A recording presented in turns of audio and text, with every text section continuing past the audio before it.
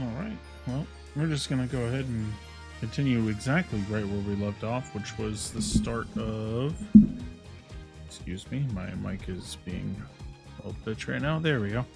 Alright, yeah, we'll just go ahead and just get right into it. No waiting. Let's go. Turnabout corner. Let's get it.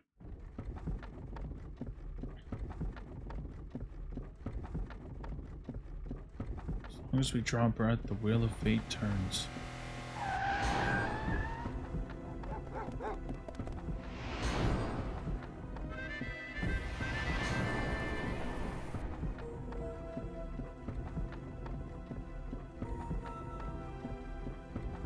Spinning big crimes and little crimes together.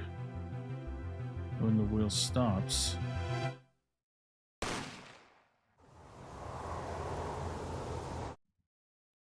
die.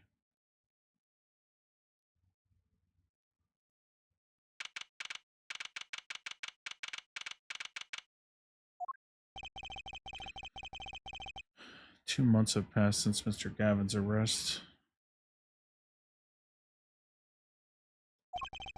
First trial, and I lost both my mentor and my job. Yeah, I'll admit it, I was screwed. But even when I hit bottom, I told myself I'd never come here. Honest. Here being the legendary Wright & Co. law offices. Okay, Justice, time to stop trembling. Ah, you must be here for the interview, right this way. Hello there. You found the right place. Welcome. What's with this girl? Well, now, shall we begin? Begin what? Right, first things first. Any special talents? Talents? Yes, well, you must have at least one. Well, I guess defending? Defending? An unusual talent, but it'll do. A little jazzing up, of course. You think so? Let's give it a go, shall we? Huh? Go ahead, show me. Defend. Just give it all you got. Don't hold back now. What are you talking about? I can't just defend here. First lesson, a professional can perform anywhere. Thanks. We want people to be laughing with us, not at us. Thanks. But I'm not sure why they should be laughing at all. What? What exactly do you think you came here to do? What? Defend? No? Excuse me, but do you know where you are? The Wright & Co. law offices, right? Oh, I was afraid of that. Don't worry, you're not the first. Look, what's going on here? Who are you? I came here to meet with the person in charge. Well, you have apparently made no fewer than 2 mistakes. Mistakes? But I got a call from Mr. Wright this morning. Perhaps you should go read the sign out front again? Instead of read, look, it says right there. Oh, why does it say Wright Talent Agency? Welcome to the Wright Talent Agency, where you always go to the right place. I'm Trucy Wright, CEO. I'm a magician. All came flooding back. The trial, that girl. Hello, sir. Please pick a card.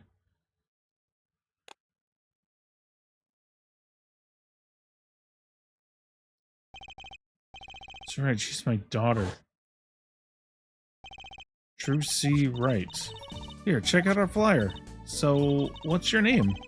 Apollo? Apollo Justice, attorney at law. So, is this really a talent agency? You bet. Daddy started it 7 years ago when he quit law. Of course, we only have 2 people signed up right now. 2 people? Does that include you? Trucy Wright, magician extraordinaire. I've done a lot of stage shows, paid too. I'm a professional, you know. Right.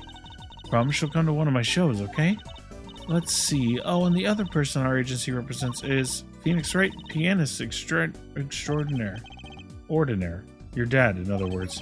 Didn't he say he couldn't play the piano? Our agency doesn't see that as a problem. Why, there are many magicians who can't do magic. At least you're optimistic, I'll give you that. So you're you're Phoenix Wright's daughter?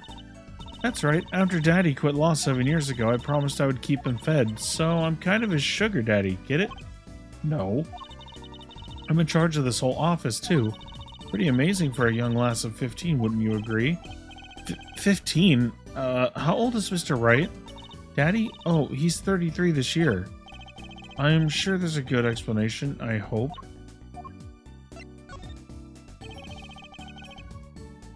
I, I don't know what the explanation he's looking for. Like, having a kid at 18 isn't that weird. I mean, yeah, sure, it's a little young, but it's not that, it's not like it's super uncommon. It was because of that incident 7 years ago, wasn't it? You know about that? Not the details. I remember the news, though. It was a big deal. So here, I was too young to understand what was going on. I'll ask Daddy about it next time I get that chance. Daddy, right. That reminds me about Mr. Wright. He gave me a call this morning to come in. Daddy's not here right now. He's in the hospital. The hospital? Yeah, he's on a strict bed rest until he gets better. What? Okay, which hospital is Mr. Wright in? I'll pay him a visit. Oh, the Hickfield Clinic. It's quite close. Right, well, I'll be going now, and I'll give this showbiz gig some thought, okay? Wait, I'll go with you.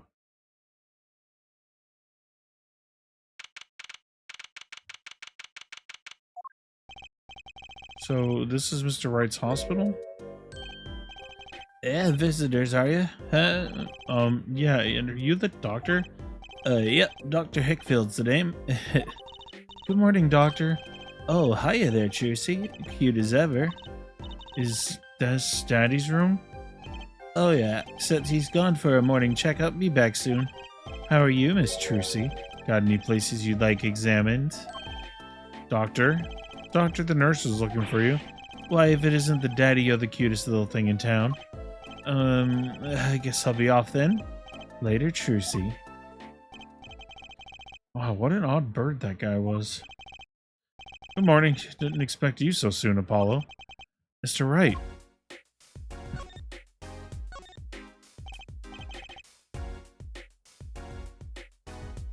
So, what happened? Who could have imagined it? Me, victim of a hit and run. You were hit by a car? Oh, he tried to swerve, I'll give him that. Picture me tossed 30 feet through the air, only stopping when my head hit that telephone pole. You hit a telephone pole with your head? Are you okay? Thankfully, my only injury was a sprained ankle. He really is as lucky as they say. There's something that, well, it just doesn't sit right. It just can't believe you have a daughter, Mr. Wright. And she's so big. Not fat, but you know what I mean. Oh, Trucy's still a child. Daddy, how many times have they remind you I'm not a child anymore? But you'll always be Daddy's little baby girl to me, Trucy. My foot. I'm not buying it. Oh, something you should know about Trucy. She's a magician, right? She told me. Not a mere stage magician, she's a genius. Daddy. You'll soon come to appreciate her talent. You could just tell me things instead of insinuating them. So, why didn't you contact me? What could the Wright Talent Agency possibly want with me? No need to get prickly now. Hey, I didn't ask to be dragged in like this. Oh, but didn't you come into the office of your own free will anyway? Well, yeah, of course. Help, we're in big trouble here at the office. Big. I thought someone was dying. So you don't think this is big trouble? My talent agency represents only 2 people, and one of them is in the hospital. That's right, Daddy. How are you going to pay this month's rent and the groceries? Yeah, that's the problem with such a tight operation.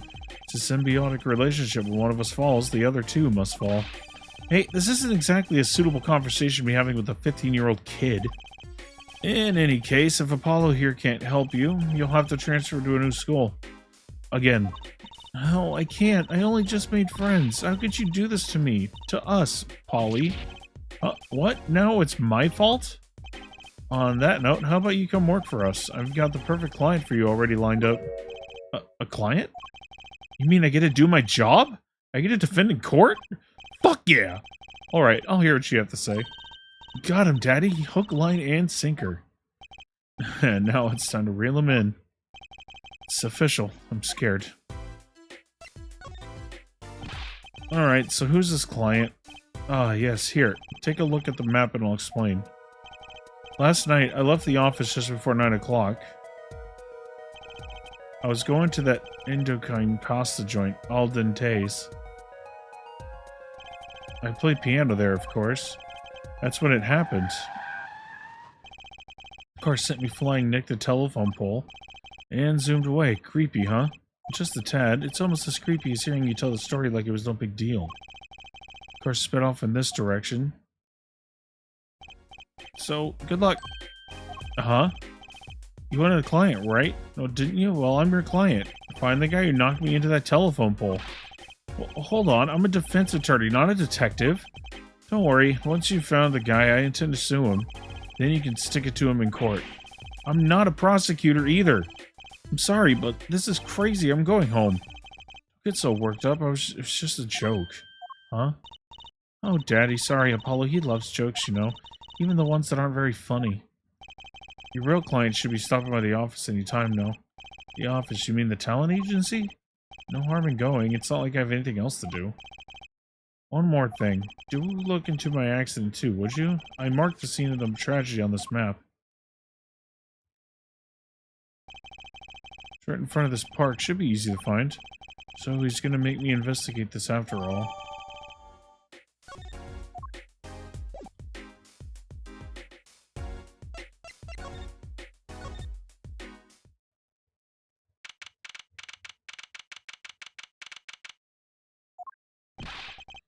Hey, how long are you planning on making me wait, eh?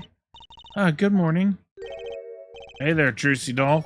Sounds like your pops had a bit of a rough spot, eh? All's well that ends well, I guess. This is our client? Hey, so that's that Apollo fellow, eh? Oh, yes, the name's Apollo. Look, I'm here, that arms all crossed like, ready to fight. Yes, sir. You don't mean that literally, do you? The boss told you what I needed, right? Don't let me down now, Apollo. Don't worry about your defense, sir. I'm on it. Defense? Your noodle half-cooked? It's too late for defense. My castle's been stormed. My key's been kept. My noodle stand's been stolen. Noodle? You know Mr. Eldoon from the noodle stand, don't you, Polly? No nicknames, please. And no, of course I don't know him. You new in these parts? Not really. Then you know the best noodles in town, Eldoon's Noodles. Whose noodles? My noodles. Help me out here, Trucy doll. This is Mr. Guy Eldoon, our client. Maybe you can tell us what the problem is, Mr. Eldoon. Anything for you, Trucy doll.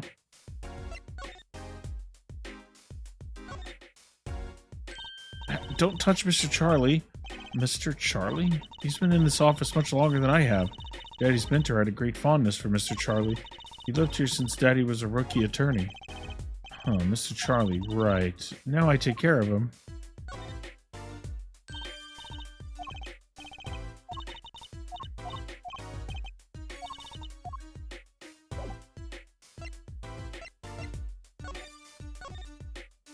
So, you run a noodle stand, Mr. Eldoon. Guy Eldoon's the name, and noodles are my game. Secrets in the soup. I've been searching for the perfect soup for a year and a half. Oh, that's not long, really.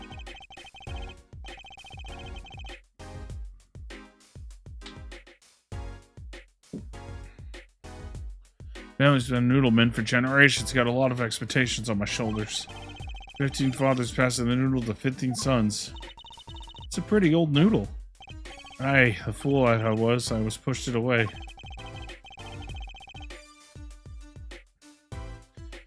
I rebelled against my pops and picked another livelihood, but that didn't turn out so well.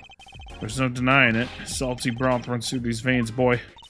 So, it was like destiny that you became what you are. Right, destiny's the word. Oh, I fought it. But in the end, I was bound by a twisted noodle of fate. Not a mental image I care to linger on. So, last year I started my noodle stand. 15th generation of Eldoon's Noodles. So tell me more about Eldoon's Noodles. You don't know the genius that are my noodles?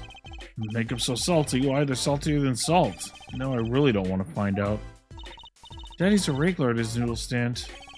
Frequented my pop stand back during his attorney days, too. Yep, him and his assistant. I'm sorry. I'll be sure to drop by your stand soon. Wish you could, Sonny. Heck, I wish I could. I'd give anything for a bowl about now. What do you mean? It was stolen. My stand. Gone. Stolen?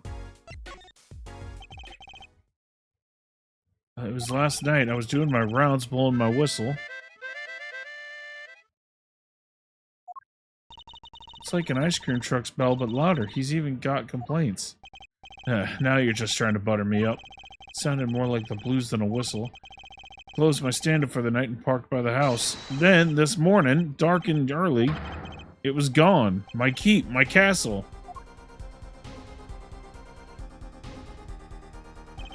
Maybe some bum carted it off? Just guessing here. Well, I don't care who did it. Without the stand, I'm finished. All my noodle bowls are in there, too.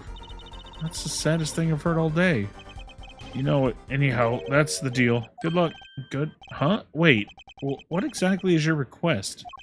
My noodle stand. Find it! And the day you bring my baby back is the day you feast on as many noodles as you want. Of course, I make it so hot and salty 2 bowls to kill a man. Then I'd really need defense. Speaking of defense, that's what I do. I'm a lawyer, not a detective. This is where I live. You drop by if you need any info, okay? Get it back today if you can, Paulo. I got noodles to make. Things have certainly taken a turn for the bizarre. Traffic accidents and the noodle stand thieves. Actually, there was something I wanted to ask you about too, Apollo. I have a bad feeling about this. Listen to the lady's problems now. Don't be cruel. I lost something last night. That is, something was stolen. Hey, what's this? More thieving and skullduggery? Well, someone stole a pair of my panties. Panties?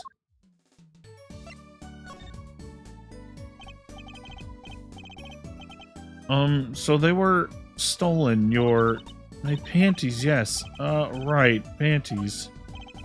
That's a crying shame, that is, Trucy doll. I was alone in the office last night. I had hung my panties out the window there to dry. When a thief came and took them, my favorite panties. I ran after him. Give those back, I shouted. Wait. Well, that was certainly brave of you, but I lost him. Without those panties, I don't know what I'll do. It's a darn crying shame, yep. Well, at least the scene of the crime is convenient. I'll mark it on your map. I'll be heading home now. Remember, find my stand or there's an empty bowl in your future, Paulo. Right. And you help out Trucy doll here too, you hear? Things have certainly picked up, haven't they? We had no work yesterday, and now we have 3 cases. I guess. Let's see where we stand. Not in a courtroom, that's where.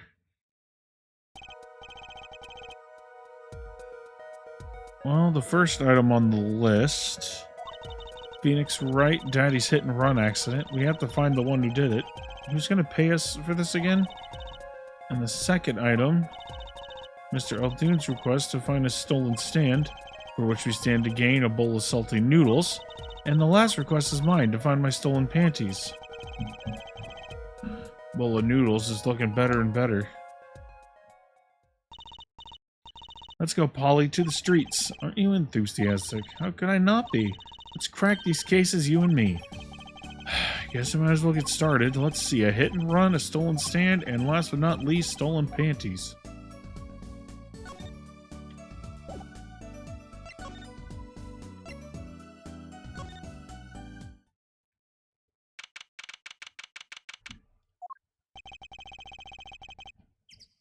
So this is where Mr. Wright got hit by that car? According to the map, this is the place. What a huge mansion. Apollo, there's a nice looking lady over there. Let's go question her. Okay. I'm a little curious about the park over there, too.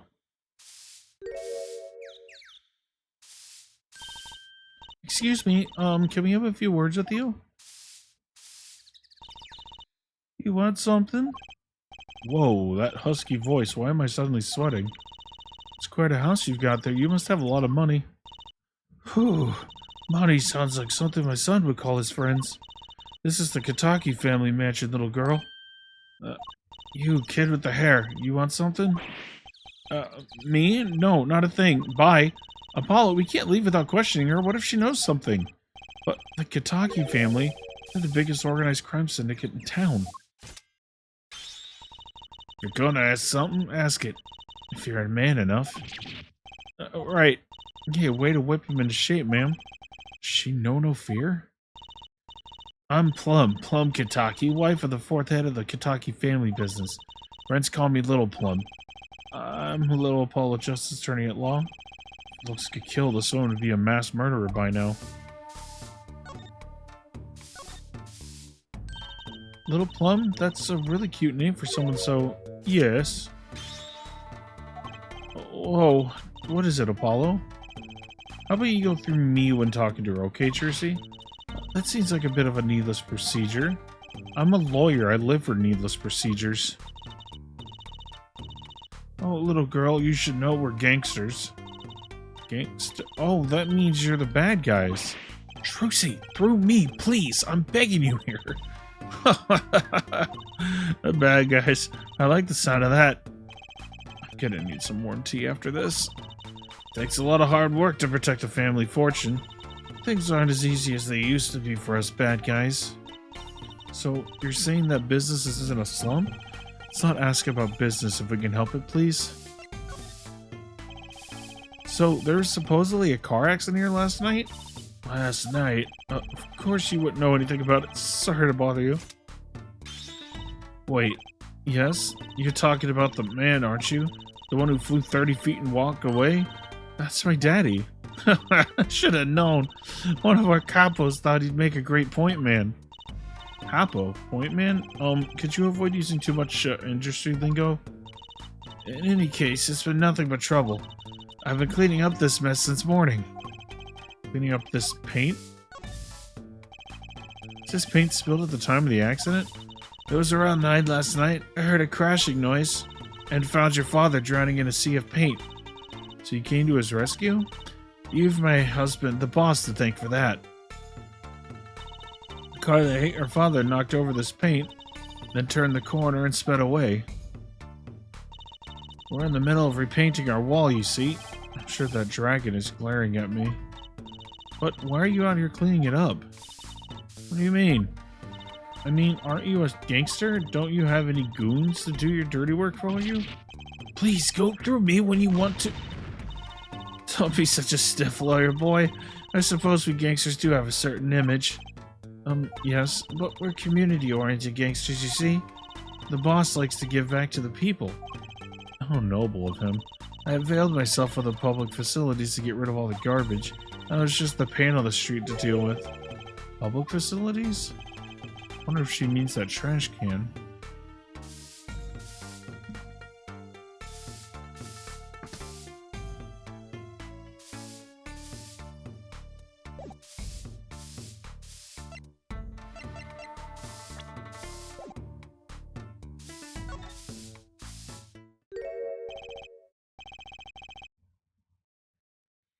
Who's that? She's looking at the park. She's pretty. She has a story, you know? Something about her. Too bad she seems to be in a bit of a rush.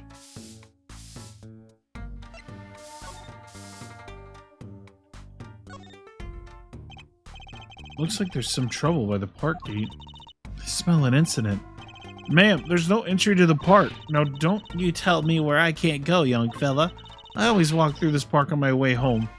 Please, get down from there. You'll hurt yourself, ma'am. It's quite the determined old lady. Personally, I'm a little more interested in this park. You know what I think? I bet they're filming a movie. Let's go take a look. Maybe we'll see someone famous. Hey, miss, stay out of the park. Got mad at me. Did something happen here, officer? Huh? No, move along. Nothing to see. Why don't you kids go play someplace else? We're not kids. We're not playing. I'm an attorney. Something wrong? Detective Sky. We're fine, ma'am. Nothing to report. Detective? Why is she wearing a lab coat? I hardly want to comment on how people are dressed. And these kids are... Curiosity seekers, ma'am. They claim to be lawyers. Why don't you kids run along and play someplace else? Look, we're not... Or I might spill something on that pretty face of yours. Want a dose of experimental hydroxyacetylene? Fuck you. Come again? What's hydroxy stuff?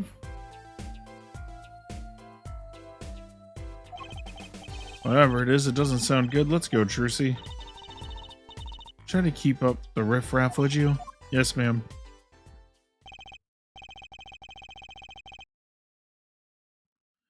How are we going to get more information like this? Why don't we ask that nice woman across the street? Oh yes, that nice woman. It's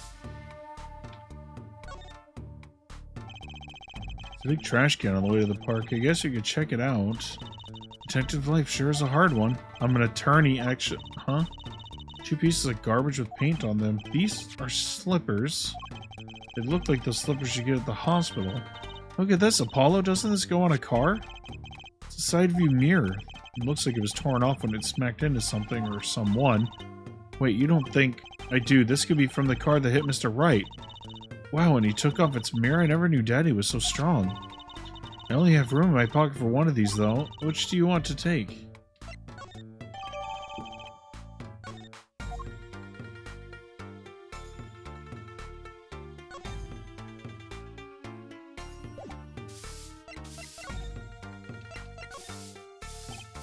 Can I ask you a question? What? Well, what happened in the park across the street? Oh, yes, quite the commotion. Chicago lightning, as the boss would say. Chicago, huh? Gunfire, someone who was killed. Strange circumstances, too. You're kidding. What a morning. Trouble everywhere. The park, the gate, even our house. Something happened at your house, too? Crime without honor, without remorse.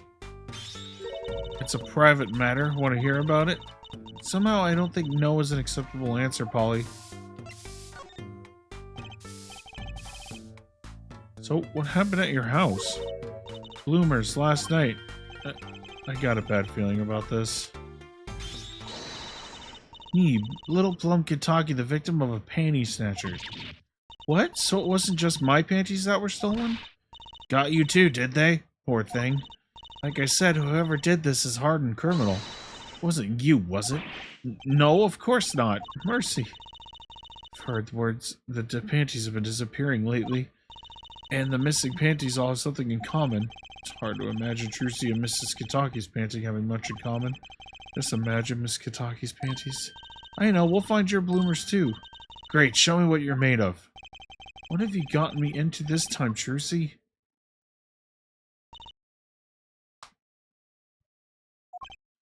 That girl from before. Oh, welcome home, sweetie. Hello, mother.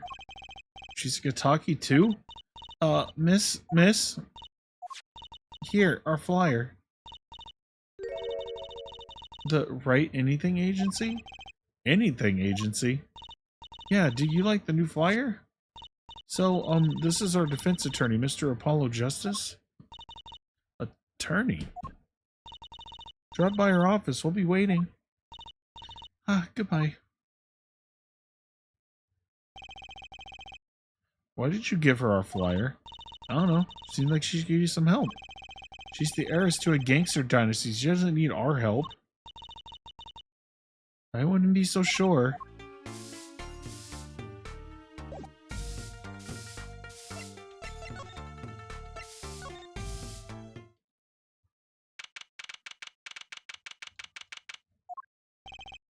So, what's this place?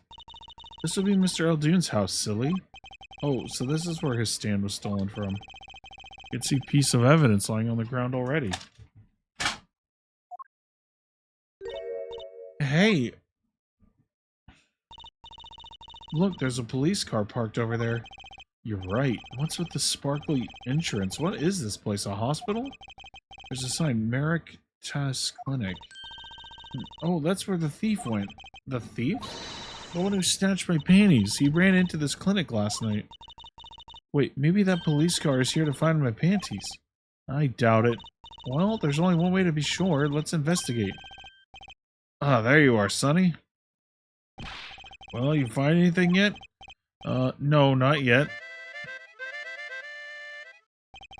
The longer you loaf around here, the saltier your victory bowl gets. Just remember that. This bowl of noodles is sounding less like payment and more like punishment.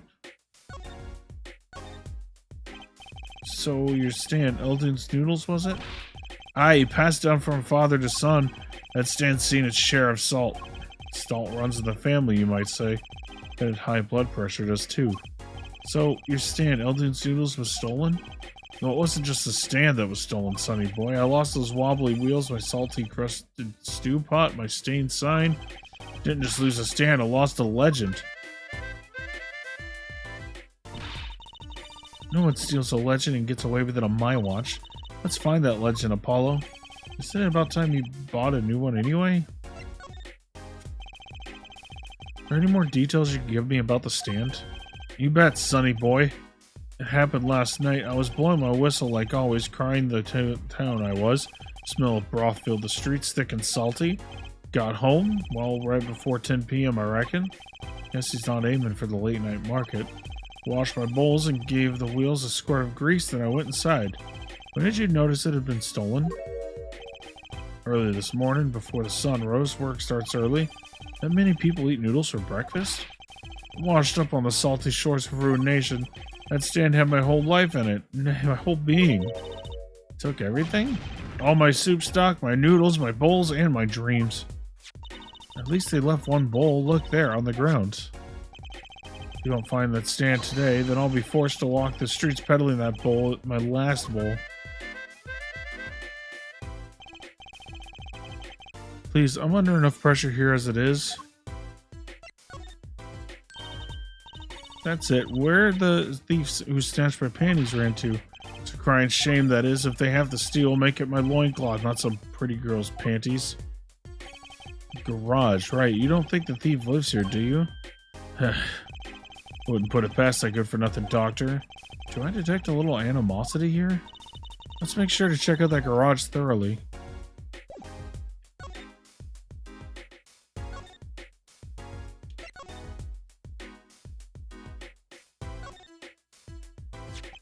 Is this yours, Mr. Eldoon? Hey, that there's the heart and soul of Eldoon's noodles. The bowl absorbs my salty soup. Pretty soon it's just gonna taste like noodles. Oh, it does smell like noodles. All my other bowls got taken away with my stand. Get it back from me, sonny boy, I'm begging you.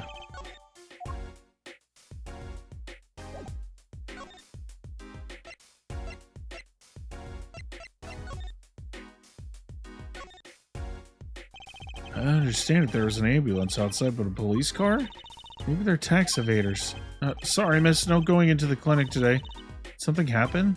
Oh, no, nothing to see here. Move along. I'll have to find someplace else to play doctor. Do we look like the right age to be playing doctor? We need a little more info on this Emeritus clinic. We can ask Mr. Eldoon, he is their neighbor and all. And we should check out that garage. What if the thief who stole my panties is still in there?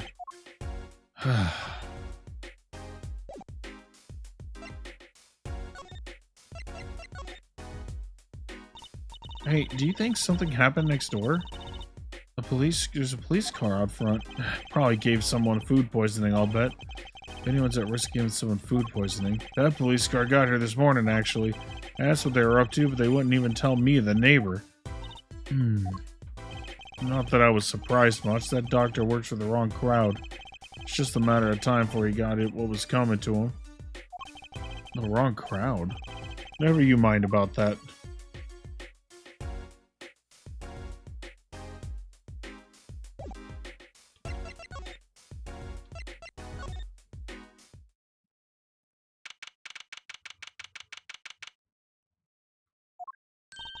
This is the place. This is where the panty snatcher ran. Are you sure? Maybe. Let's take a look for clues. Clues to a panty snatching. Clues like a pair of panties. Trucy, could you try not saying panties so many times? Cat. Hey, a kitty cat. Here, kitty. It's not coming down. We do look kind of suspicious, you have to admit. It's okay, kitty. His hair won't hurt you. It's okay, kitty. She won't make you disappear in her hat. Look, it's a folding ladder. Polly, that's called a step ladder? Come on. A step ladder? How is it different from a regular ladder, then? It's a much more complex piece of machinery. It's like two ladders stuck together. So you admit that it's basically a ladder, right? Wait, huh? I have to look past the form and the essence of the thing. Can we talk about something else? There's something about this car. Let's take a closer look.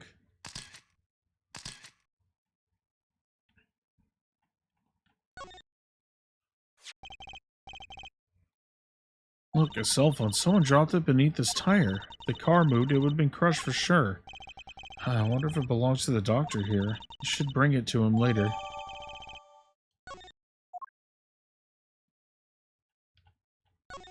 That reminds me.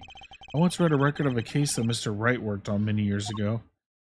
Apparently, there was this car with a piece of cloth shoved into the tailpipe. That piece of cloth turned out to be a vital clue to solving the case.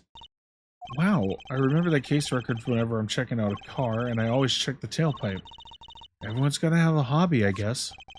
Wouldn't it be funny if... Hey, there's something in there. What? Wait a second, are these your... Ah, my panties. What, already? Wow, thank you, Apollo. You're a genius. Amazing. No, really, don't mention it. No, I'm serious. I'm really impressed. You must have a nose for finding girls' panties. What are those?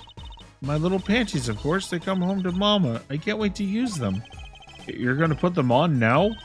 Watch closely now. See, nothing in the panties. Ta-da! Where did that come from? How did that bowl get in your panties? My panties are an extra-dimensional space. Anything can fit in there. They're my magic panties. It's one of my best tricks. Magic panties? I love them over at the Wonder Bar. I do shows there nightly. You mean those panties are a prop? You could have told me a little sooner. Well, that's one case closed at least. What are you saying? We still have to catch the sly devil that ran off with the tool of my trade. Oh, right. We're not done searching this garage anyway. Hey, look at that. The mirror's been broken off. Now this is a clue. What? You're smiling like you know something I don't. You aren't keeping a clue from me, are you, Polly? A clue, let's see. I think I do have just the clue you got in mind.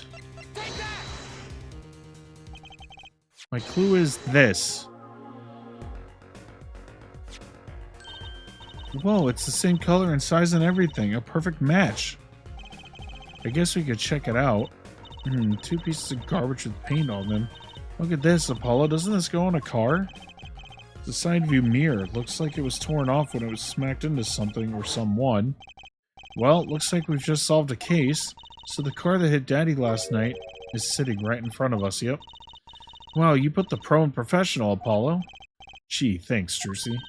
Apollo, what is it? Now that we solved this case, we should go report to Daddy. He'll mope if we leave him alone too long, knowing him. Okay, he doesn't seem the type to mope, though. And this is hardly a case worth reporting.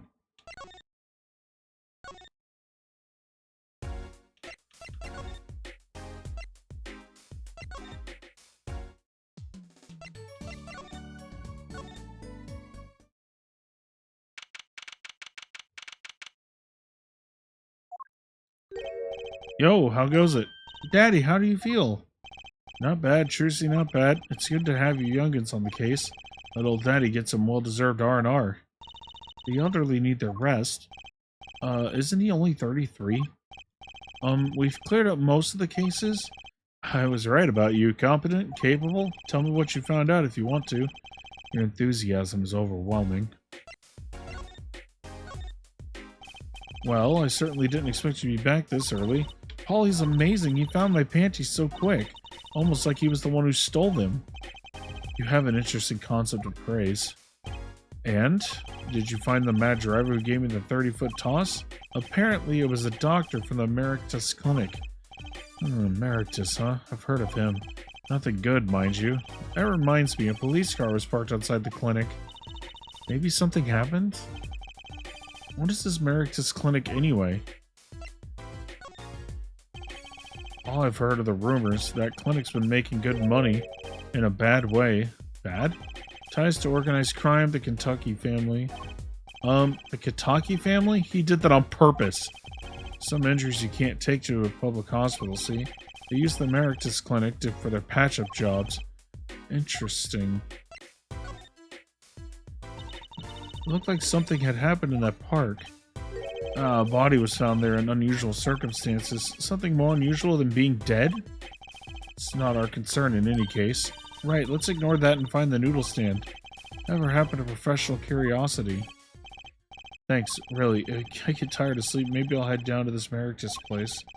Maybe hit him up for some reparations. A little legal action would do me some good. I was wondering when I get paid. We solved the case of your accident and found a missing article of clothing. My panties. That leaves the noodle stand. Feel free to drop in if you get stuck. Be happy to help with anything not involving money. Goodbye, quid pro quo. Hello, pro bono. Right, back to the office to plan our next move.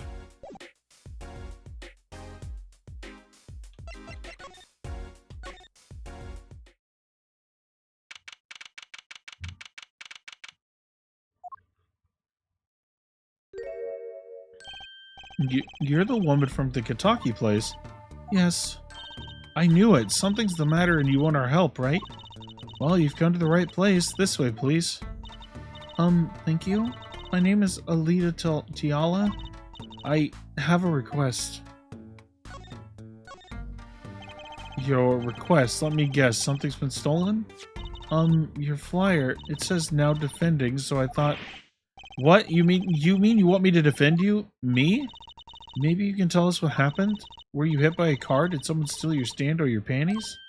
No, I'm not the client, actually. The client would be my fiancé, I suppose you'd call him. Fiancé? What happened to him, then? He was arrested this morning. The charge was murder. Murder? Have you heard about what happened at the park? So, what's your story? You frequent the Kitaki Mansion, yes? Are you a member of their, organization? No, not yet. Not yet? You see, I'm to be married next month to the boss's son. The boss's son, so he's a gangster. Yes, but the Kitakis are locally responsible gangsters.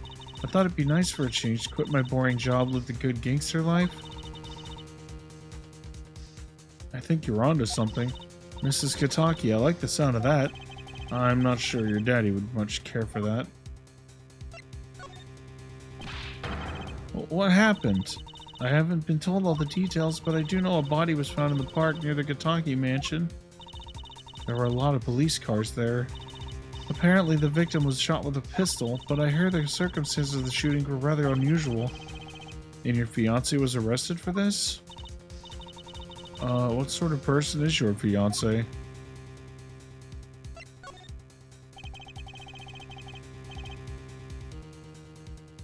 Fiancé is the Kitaki family's only son, correct? His name's Waki Kitaki. I brought a photo. Well, that's quite the photo. I know. Oh, he can be powerful and menacing, but so cute. But if he's the boss's only son, so I'm sure he'll take his father's place someday. Say, I'm a boss already of this agency. Please help my Waki, please. Right, my first solo defense case. Crime boss son or not, I'll prove he's innocent. I prepared a letter of request. I know you need those. Right, let's go check out the scene of the crime.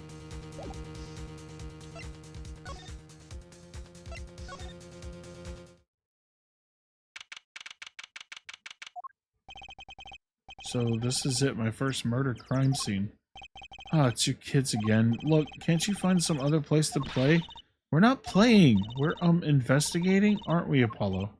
Sir, I have a letter of request here. Letter of... Huh?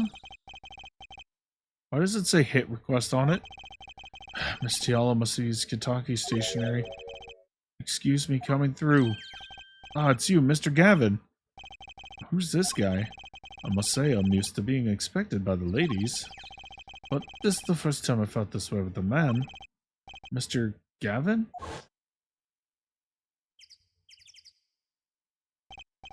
Ah, Fraulein. What is this sweet Morcel like you doing in such a dismal place? Can I help? Yes. The policeman officer fellow here won't let us in. We even have a letter of request.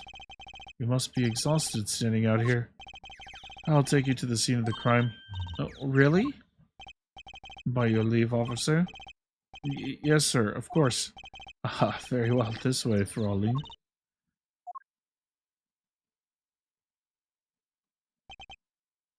Hey, what about me?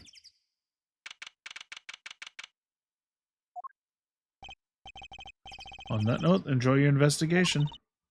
Thank you. Will we see you again? As the wind, Fraulein. I will be riding on it.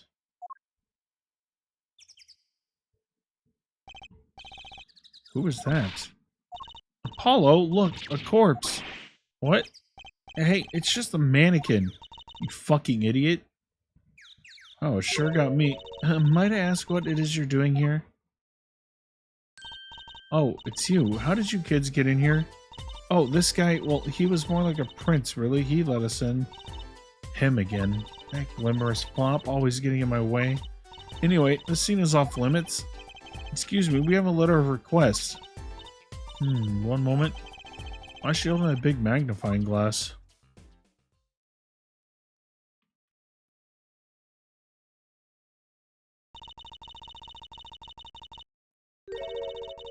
I don't recognize that handwriting anywhere. Scientific analysis says this was written by Alita Tayala. Thanks. It took you 30 minutes to figure that out? So, what's up with the mannequin there? It's taking place of the body, preserving the scene of the crime as we found it. Body was pulling the stand? So, you're a defense attorney, are you? Detective Emma Skye. I'm in charge of this crime scene. She doesn't seem that happy about it. She doesn't seem that happy about many things.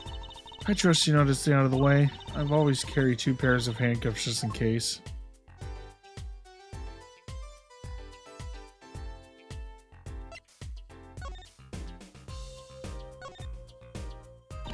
Hey there, no messing with the crime scene, but we need to investigate. Apollo, look, that stand.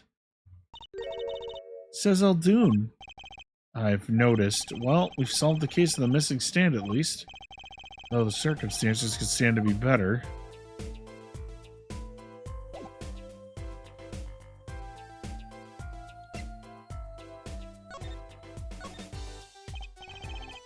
Detective Skye, quiet please. Snack time.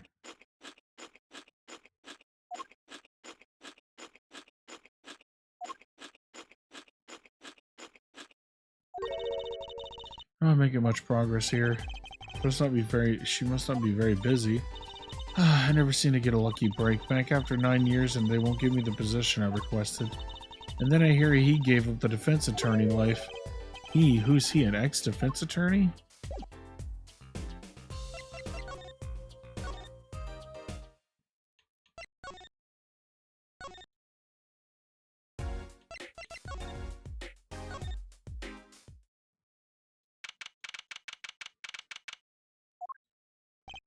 You're back. Run into some problems? Oh, Polly, didn't you want to tell Daddy something?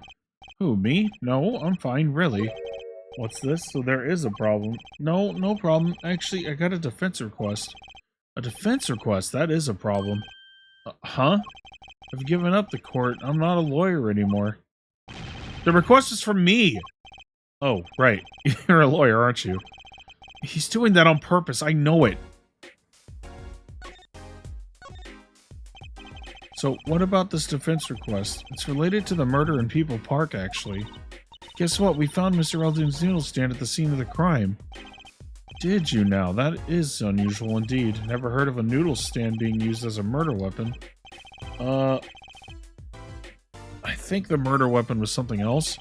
You mean you don't know what the murder weapon was? That's funny. Detective lady won't let us on the scene. What kind of detective wears a lab coat anyway? A lab coat? Didn't think she'd be involved with this. You know her? You could say that. So, you know her, don't you? I met her on a case. This was about 10 years ago.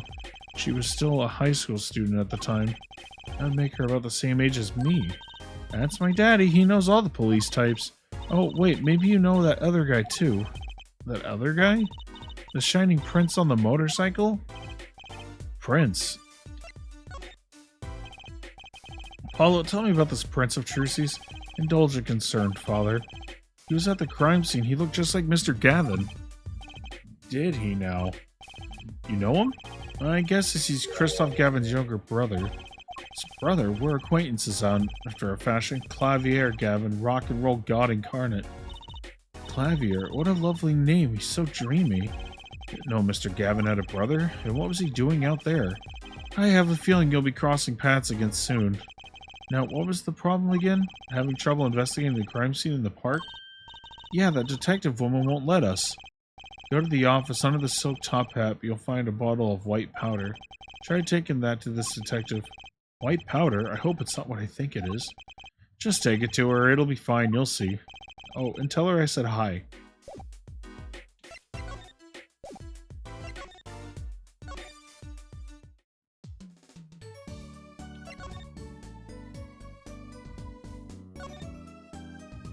So this must be the silk top hat Mr. Wright mentioned.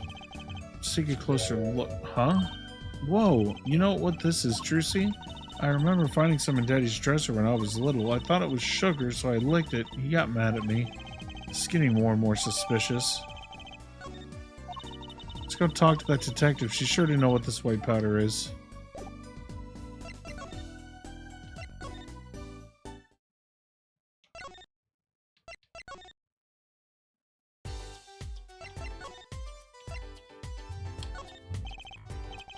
Does this ring any bells? Is that it? Good. Where did you get that? I brought it from the office. You work at the Wright & Co. law offices, yes? Yeah, sort of. Detective Sky, how do you know my daddy? Daddy, I'm sorry, who did you say you were? Trucy Wright, Phoenix Wright's daughter. What? Mr. Wright has a daughter? You seem shocked. Well, if you're Mr. Wright's daughter and you're his apprentice, then I'm available to help you in any way I can. Oh, thanks. You could start by not calling me Mr. Wright's apprentice. This powder is used for detecting fingerprints. I guess you might call it a memento from the time I spent with Mr. Wright. White powder memories. If you find any evidence of fingerprints on it, please let me know. We'll dust for prints. Well, she's quite eager beaver all of a sudden.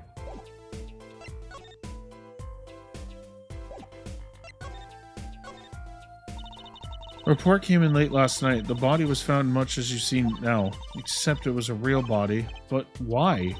Why was a body pulling a noodle stand? If I knew the answer to that, I wouldn't still be here. Well, what was the cause of death? A bullet wound to the temple. He was shot by a pistol. A pistol? Not the easiest thing to come by in this day and age, unless you're a cop or a gangster. Incidentally, the victim's name was Palmeritas. I just received the autopsy report, in fact. I mean, really, what's up with this case? It's enough to make me want to run off pulling a mysterious noodle stand behind me. Not so mysterious, actually. We should tell her, Apollo. After all, we know where this stand came from. A likely story. I didn't come here to play games, you know. Actually, we do know where the noodle stand came from. The noodle stand's owner. Who's the old guy? This is the proprietor of Eldoon's Noodles, Mr. Eldoon himself. He's famous in these parts of town. Not bad. Guess Mr. Wright picked the right kids for the job. Saved me a lot of work. Thanks. What sort of person was the victim anyway? You mean, what did he do? He was a doctor. A doctor? I'm starting to see a connection here. Who, me? I'm just a supervisor from this crime scene. Detective Sky, I was out of the country for a while. I came back to be a forensic scientist. Oh, were you studying abroad? Something like that. I was studying in Europe. Forensic sciences, mind you. But when I got back here, they threw me in criminal affairs, just like that. Why didn't you just become a forensics expert in Europe? Well, I suppose that was an option, but I had a lot of favors to repay to people back here. Favors? Wasn't she in high school when she left? What? What's that look for? I was involved in an incident before I left, but Mr. Wright and his people helped me out. I owed them. Really? I had no idea. She's been out of the country for a while. She probably doesn't know about Mr. Wright's current state of affairs. Could you tell me a bit about the defendant? He's the only son of the Kitaki family, yes? Iwaki Kitaki. I don't know if he is the boss's son, but he's certainly throwing his weight around. Violently, in the detention center. I see. Why was he arrested in the first place? You are a defense attorney, aren't you? You're not his by any chance. Actually, yes, I am. Well, we have a witness to the moment of the crime. Uh, the witness called the police. They'll be testifying during the trial tomorrow. What? Could you tell us more about the victim? Well, let's see. Apparently he's the physician at a clinic in the area. Quite well off, too, from the sound of it. The clinic's name is the Merrick Test Clinic. Maybe that's why the cop car is parked there. What, you been to the clinic? Yeah, though on a related issue. Until an unrelated issue. Oh, I know. Stolen noodle stand. That is related. I see. So that means Dr. Merrick just stole the stand and pulled it all the way here? That would seem to be the case. But why? Don't ask me.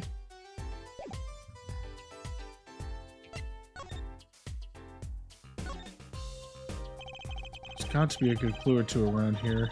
You and your trash cans. Go ahead, knock yourself out. Please, can't you see I'm doing my... Huh? Look, another pair of underwear? Wow, Apollo, you're a genius at finding panties. Stop saying that. Wait, these aren't... They're not mine. Could these have been stolen too?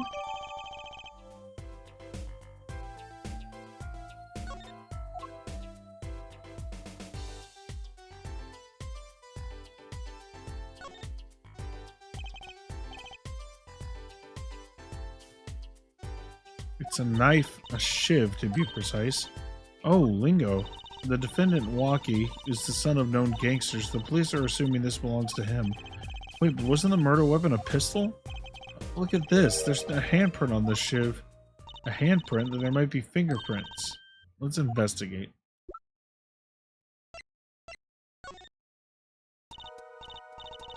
Choose the fingerprint. Okay, this is just tutorial.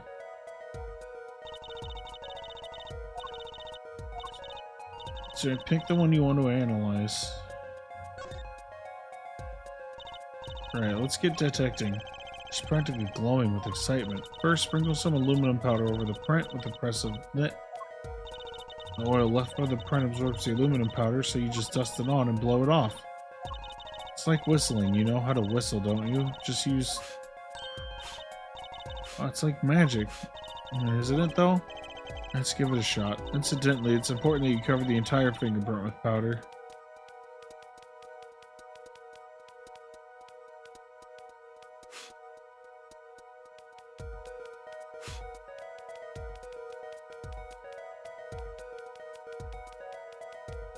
Alright, is that enough for you?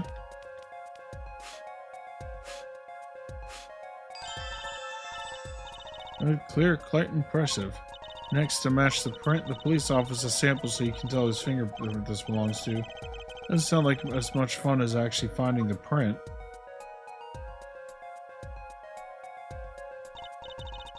Pick the person whose print you think this is. You probably have a good idea whose knife this is already.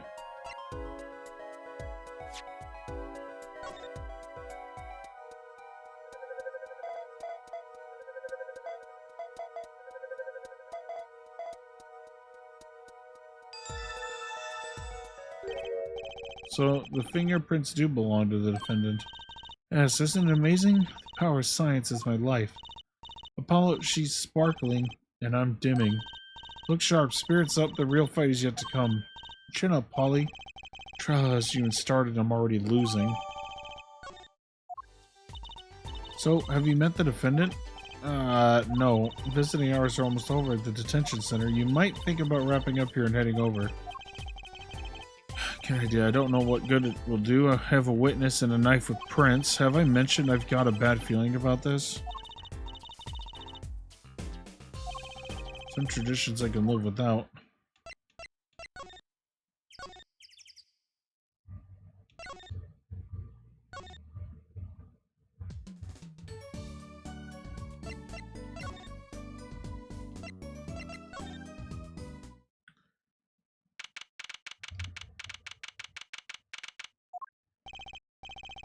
Sorry, meeting hours for the day are all done, but we still have 3 minutes. I'll put in your request, but don't expect anything. The father's talking in the private room with him. The father? You mean like a priest? I mean the suspect's father, Mr. Winford Big Wins Kentucky himself. Not someone I care to meet. Die, you're the one on your way out, old... Ah, they're here. Whoa, this guy radiates power. Power with a cute apron? You Walkie's lawyer? Yes, sir. Well, I'm Big Wins Kataki, fourth head of the Kataki family, capiche? Actually, I came to speak to your son, Mr. Justice. Yes? My son's innocent. He killed no one. If he were found guilty, it wouldn't be good. Capiche? Yes, I'm all about capiche capiche loud and clear. Gotta do more than just understand to make it. You'll learn, though. Even if the lesson comes at the end of your short life. I don't feel so good. What's the big idea, old man? You can't treat me like a kid no more. Not now. You know, I wanted to go to the clink. I like it here. You must be walking? G's not a G till he does hard time, Bizoy. You'll see, when I get out of here, things will change. Silence! My apologies, Mr. Justice. He's usually such a nice boy. Forgive me if I have a hard time believing that. Ha! You can't take me under your wing this time, old man. You heard me? I don't need no trial. I did it! I think that's enough for today, Mr. Justice. Don't let me down tomorrow.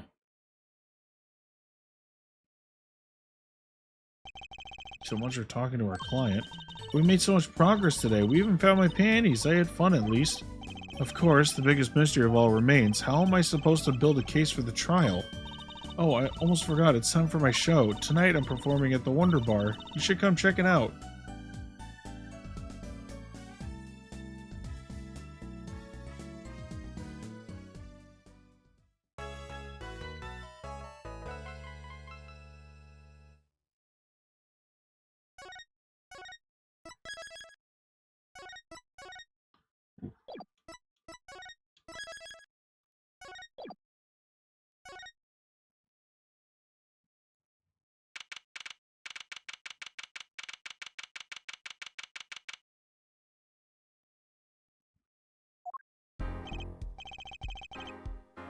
Mr. Wright's not here today? He said his old foot injury was acting up. Old injury? He was all smiles yesterday. Yes, he smiled when he said we'd be fine as long as you're there, Trucy. Yes, fine, we'll be fine. Here comes Justice. Started my voice training at 5 this morning. Oh, do some now. I want to see. Here. Oh, okay. My name is Apollo Justice and I'm fine. It sounds more like a self-mantra than voice training. I'm fine, you know what I'm saying? Good morning. Yo, sup, hit me with the guilty verdict, G, see if I care. You just hang loose and let things go with the flow, you know what I'm saying? Not really. Walkie, don't be running your mouth like that in here. See, that's the difference between me and you, old man. I ain't afraid of no cops. Real G's can keep it real till they spend some hard time in the pen. You have absolutely no idea what you're talking about. Sounds like they've both been voice training too, Apollo. My worst fears realized. The trial's starting and I still haven't had a real talk with my client.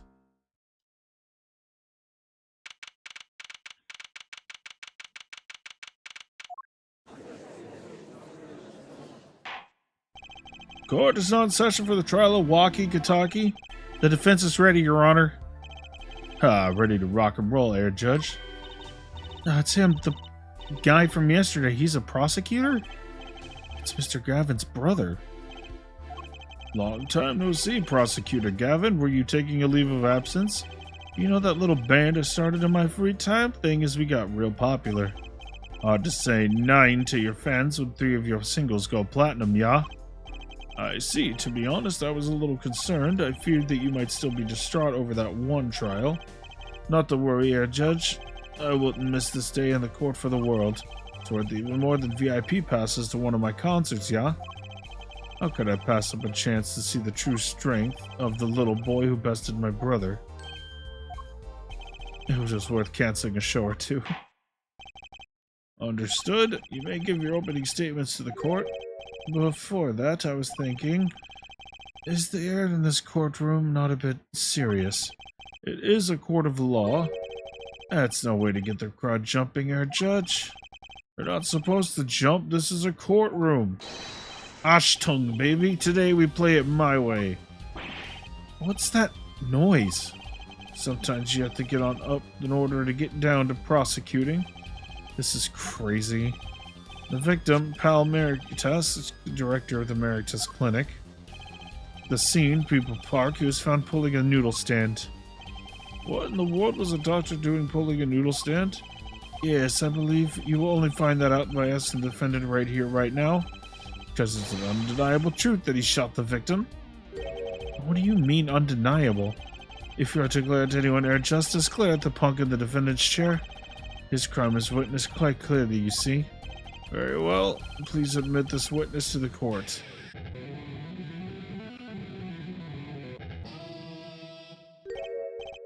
Nine, not yet.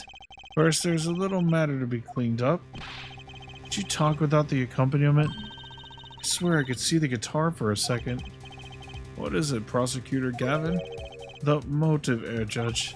Why did the little punk do it? Why did he kill the director of the Meritex Clinic? Not so fast. The defendant doesn't have to explain that. Oh, but what if the defendant specifically requests to do so, as he did this morning? I want to give a shout out to all my homies, I believe he said. What? What is right? They always say that on stage you should hit the crowd with speed and ferocity. Sounds like he got you good, huh, Polly? Well, this is highly unusual, but the court will now hear from the defendant concerning his motive in the crime. So, you, son, are the defendant. Waki, are you? I ain't your son, old man. You step up to a Kataki, you best be prepared to step up. You step to a public official, you best be prepared to step in jail. Gotta hand it to him, Waki sure has guts. It's not his guts I'm worried about. Well then, the court will now hear testimony on the defendant's motive from the defendant himself.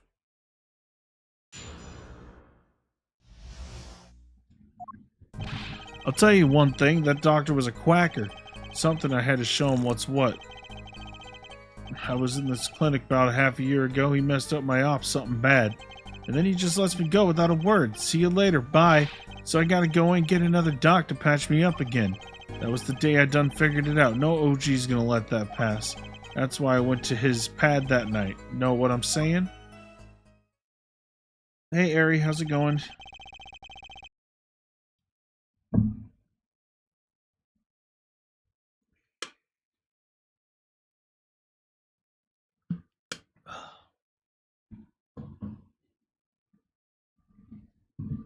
Oh, I try my best. You were saying you were one of the victim's patients? A lot of stuff goes down when you're keeping it real on the street. True that. I tell you one thing, that doc was whack. Very well, the defense may begin the cross-examination. I can't believe this is the first time I'm hearing about all this.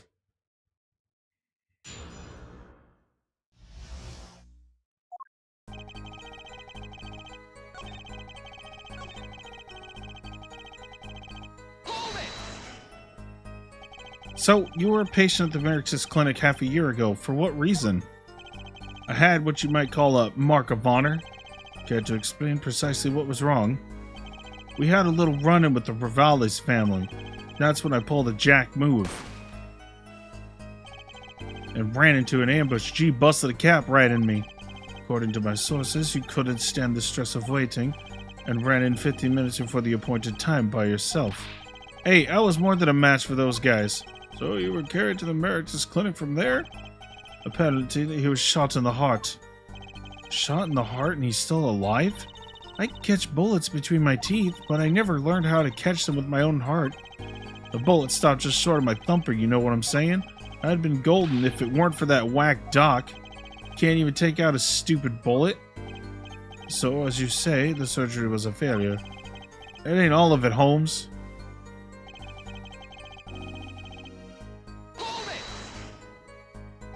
Well, what do you mean he just let you go without a word? What do you think it means? It's whack, that's what. I'm not sure what that means, but it sounds bad. It sounds as though Herr Doctor wished to hide his mistake. This is why he let the defendant go. He's a liar, straight up. He's a badder G than me. So I gotta go in, get another doc to patch me up again. So this bullet is still... You know it, I can still feel it. Right there in my chest, pressing up against my heart. Your words are like a bullet shot straight into my heart. Or something to that effect. Incidentally, that's one of our hit singles. Well, that sounds like a straightforward case of malpractice. Word, J-Man. There were no accident. That's for shizzle. It seems that there were issues with this doctor. Man, putting him down was like doing the world a favor. Waki, please consult your lawyer before saying things like that. Chin up, Apollo, back straight. But why did this mistake only come to light that day? It was found during the family health checkup. Family health checkup? That was the wackest thing of all. All of us G's lining up, taking eye exams and all that. Better to die young than fade away, Bizoy. A relief to hear. What's a relief? Oh, did your father not tell you? That bullet you carry so close to your heart? If not attended to immediately, it could kill you. What? Yes, Dr. Melitessa had knowledge concerning this ticking time bomb in you. Knowledge that could have saved your life. No way, that's whacked. There is proof your checkup report. How ironic that you would kill the one man capable of helping you. You're almost as careless as he was. Well, now that the place is hopping, let's get this gig started. Started? You've had enough of a warm at that jaw. Time to hear from the witness. Wonky sure is quiet all of a sudden. I'm a little uneasy myself. Is this Gavin's strategy?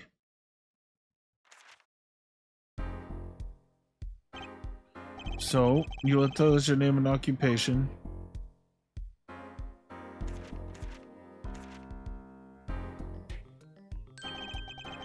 My name is Wesley Stickler. By occupation, I take it... Oh my god, it's one of these things where I can't read any of this shit. Because it just advances by itself. I can't even stop to read any of this. Just when I was thinking of what voice to give him, now I can't. By which he means to say that he is a student. A junior at Ivy University, if I'm not mistaken. Yes, in the Department of Science and Engineering. Filled with curiosity for all things, I spend my days in pursuit of truth, honing my... Stickler, please direct this said curiosity to the case at hand today. Very well, Mr. Stickler. Please testify to the court about what you saw on the night of the crime. You ask, quite simplistically, what I saw. However, you must understand that hope is safe. God damn it.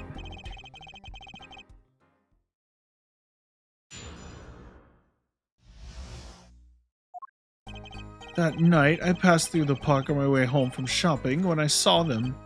One man pulling a stand, another man facing him. Saw them quite clearly. The man was facing the victim was the defendant.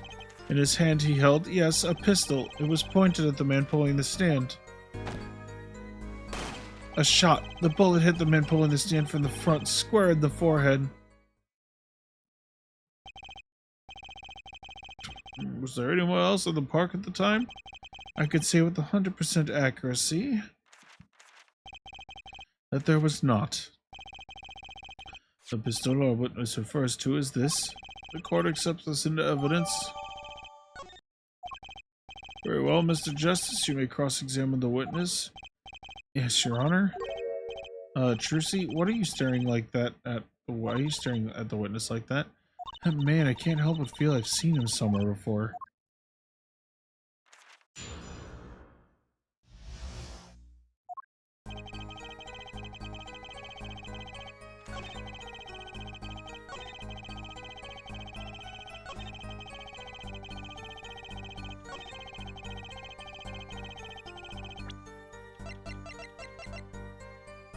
Objection! If that's all of it, I think I have a chance. Is that to you relaxing, I see, Air Justice? Objection! Once is quite enough, Mr. Justice. Apollo, pace yourself. This trial's not over yet. Right. Look at this. The autopsy report? Is there a problem with the autopsy report? Right, a problem. Yes, the problem is the location of the entry wound. Location? You testified that the killer shot the victim square in the forehead, did you not? I have already determined your angle of inquiry. Allow me to explain. It is quite simple, really. First, understand that when I say square, I speak not a oh, fuck this witness. I hate this guy. If I ever do a tier list, this guy, any witness that does this shit is going straight into fucking F tier. There's 3 witnesses that do it, that I know of. Windy Oldbag, the dude from the first case in Justice for All, and this guy. Yes, was your objection to these, Krypton particle things? This is the big time, and you're obsessed with something so small, you disappoint me. No, I'm obsessed with something big. I mean, there's a bigger, less nitpicky problem here. Do tell. Just look at the autopsy report. The location of the entry wound was the right temple. Temple? Mr. Stickler, you said quite clearly that the victim was shot square in the forehead. That's a contradiction, isn't it?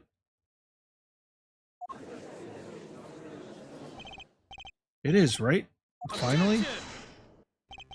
Head Justice. Oh, Head Justice.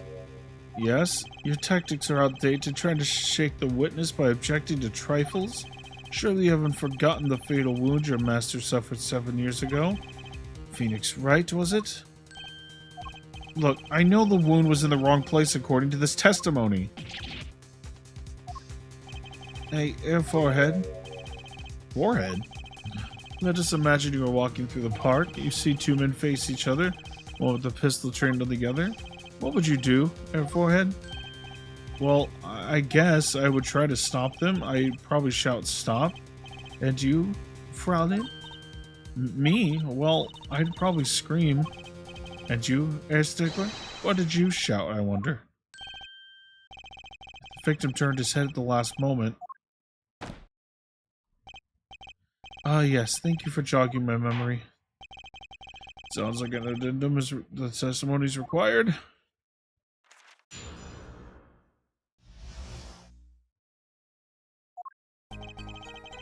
As soon as the killer raised his pistol, I took action. Cease this at once, you two, I cried with composure. The victim turned into the direction of my voice and a shot rang out. Whereupon our cowardly killer, the defendant, appeared to have become frightened. Tossing the pistol aside, he fled from the scene. I see, so you attempted to stop the crime? Indeed, with composure. Well, maybe the criminal wouldn't have fired if he hadn't shouted like that. That doesn't really matter now, unfortunately.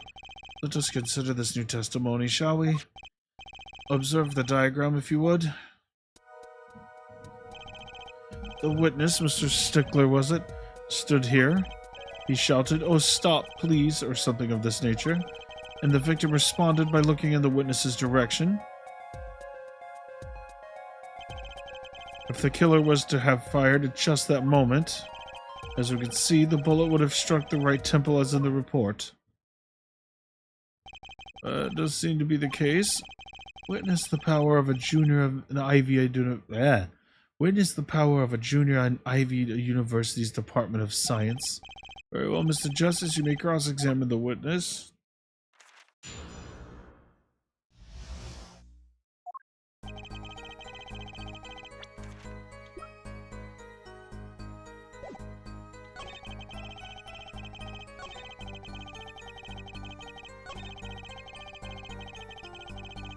Tossing the pistol aside, he fled from the scene.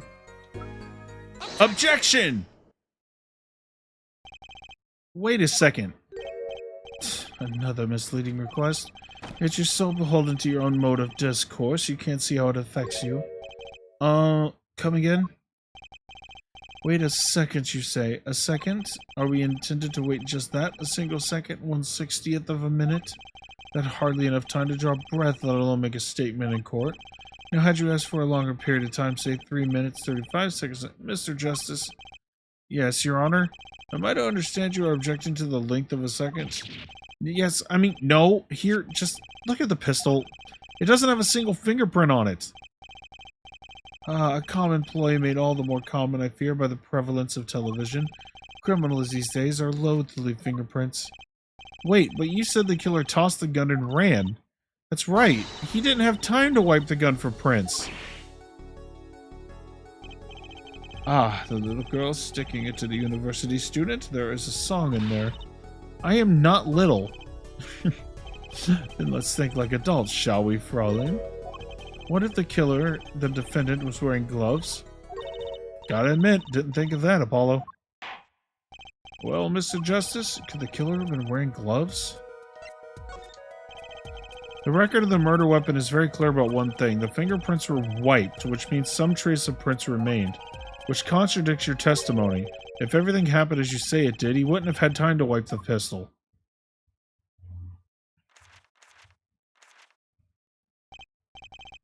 Maybe, but it does not change what I saw. The killer, the defendant, he threw down the murderous weapon from his hand and fled. And this pistol was found at the scene of the crime. Strongly suggest that this was the weapon he disposed of. That sounds solid enough to me. Well, head forehead, and your precious objections? What gives, Apollo? Let's see that voice training go to work. You know, I've only recently realized something. No matter how much you train your voice, it doesn't matter if you have nothing to say. What do you mean, nothing to say? Isn't it obvious from what the witness just said? Isn't what obvious? When he restated what he saw just now, he said he saw Walkie drop a murderous weapon. That's not the same as being 100% sure of what Walkie threw away. You're right. He just confused because the pistol was found at the scene. Poor Mr. Stickler. It must be hard to be so perfect and yet so wrong. Well, it can be said that I'm quite offended. While it is indeed true that once in my youth I wrote a love letter in my own blood that was seized by the teacher and posted on the blackboard for all to see, the abolition of poem might be prefixed to my name, yes. What we can say for certain is that the witness saw the killer throw something. Does the defense have anything to say about this? Well, if 43 wasn't the pistol, then it had to be something else. At least one person on the defense team seems to be thinking. Don't wipe that smile off your pretty face, Gavin. Perhaps you can inform the court as to the nature of this something else. What did the killer throw away before fleeing the scene?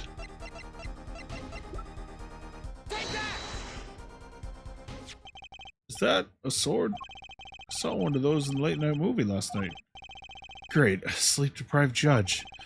The knife was found at the scene of the crime with the defendant's prints on it. His prints? The single piece of evidence proves two important things. One, that what the defendant threw down wasn't a pistol. Two, that the defendant wasn't wearing gloves. Indeed. Oh, and forehead? You're forgetting two other things you've just proven. Huh?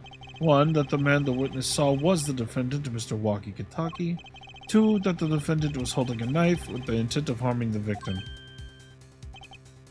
Indeed. Never underestimate McGavin is the lesson here. This court is of the opinion that our witness is fond of making assumptions. In that light, I believe it would behoove us to hear about what really occurred. With less assuming, please.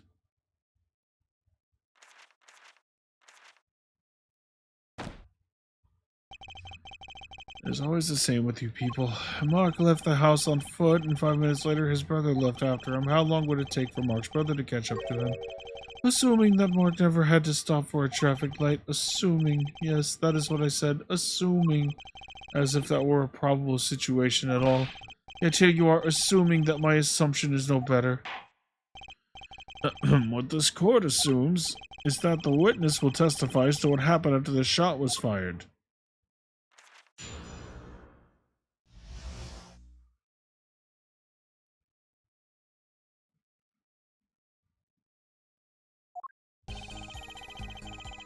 I could not prevent the killer from leaving the scene.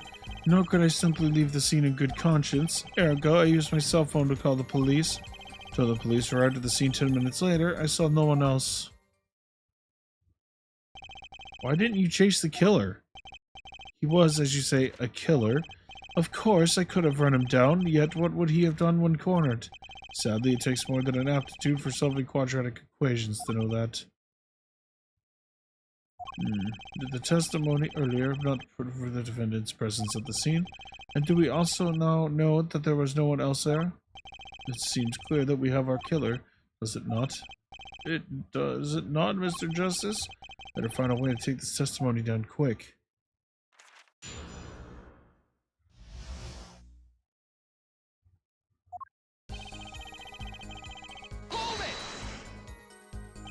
Which way did the killer run? By that time, it was clear the killer had noticed me. Naturally, he ran in the opposite direction. I mean, he ran in the opposite direction from the Kitaki mansion. Archton, don't ever think I'm pointing out that he was going away from his home. All he had to do was loop back once he was out of sight. How did he know that's where I was going? Nor could I simply leave the scene in good conscience. You were certainly composed for someone who had just witnessed a killing. If one is to devote one's life to the pursuit of science, one must not reflect at the sight of a little blood, nor be so moved by a chemical discovery that one drops one's flask upon the labyrinth floor. Oh, cool answer, very cool. So nothing strange about how he acted. Juicy looks like she has something to say. There you go, I used my cell phone to call the police. Was it your first thought to call an ambulance? It can be said that I have dabbled in medicine. The injury I witnessed, namely a single shot to the head, tends to result in death. There you go, there was no need for me to call an ambulance. Oh, perfect syllogism. A proof in 3 parts, just simply exquisite. He actually looks like he's gonna cry. Until the police arrived at the scene 10 minutes later, I saw no one else. Can you tell us in detail about these 10 minutes? I stood in a state of heightened awareness. Anything could happen at any moment. Anyone could appear from any direction. Is that all? No one came. Nothing happened at all. I saw it all, which is to say, I saw nothing. It was late at night. It's not odd to think there would be few people around in the park. So we just stood there watching? How much to go on there? Trucy, if you've got something to say, by all means, say it. I can't find a single problem with that testimony. Had enough at last, there, forehead? Maybe it's time to back off a bit? There's something fishy about that testimony at all. It appears there are no objections to the witness's current testimony. There are many number of ways to explain the lack of prints on the pistol, I assure you. Perhaps the killer really was wearing gloves which wiped the previous user's prints off. Then after the deed was done, this fell out of his pocket as he was throwing the gun away. A mistake befitting a small-time punk, in my opinion. No! No! It seems we've come to the end of the line here. No, that can't be all. How unfortunate. It seems that you weren't cut out to stand on the same stage as me. Were you, Air Forehead? I believe this brings the cross-examination to a close. This court will now declare a verdict for the defendant, Walkie-Kataki.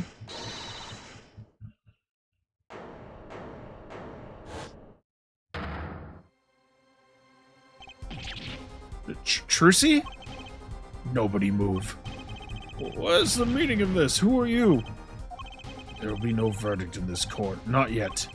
Wait, are you one of the Katakis? Katakis? You mean the notorious gangsters? If you don't want to see me give the pretty little girl a new smile, do as I say. Adjourn the court for 20 minutes. What? This court will not bow to pressure from the likes of... Judge? I see little point in further aggravating this gentleman. Recess. 20 minutes, or I promise you you'll regret it. Wait, how did he disappear so fast?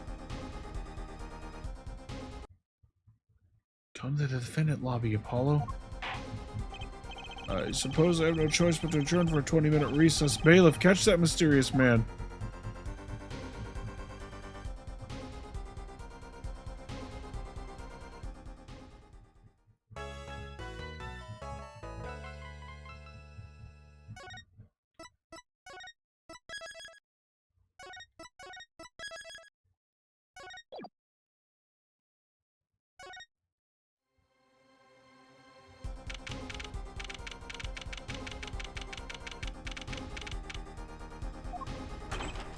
Trucy! Trucy! You move quick, Apollo. Good show. Good show. Trucy, you're okay. I thought... Don't cry, Apollo. Those good-for-nothing gangsters. There are some things you just don't do. I'm pressing charges. Wait, just calm down, Apollo. Or else...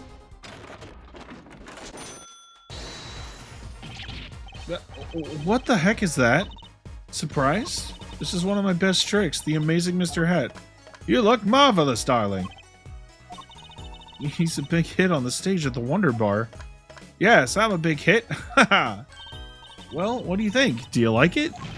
You mean you... Trucy, there are some things you just don't do. I'm pressing charges. Apollo, now's not the time to be threatening me. It's you who's being threatened here.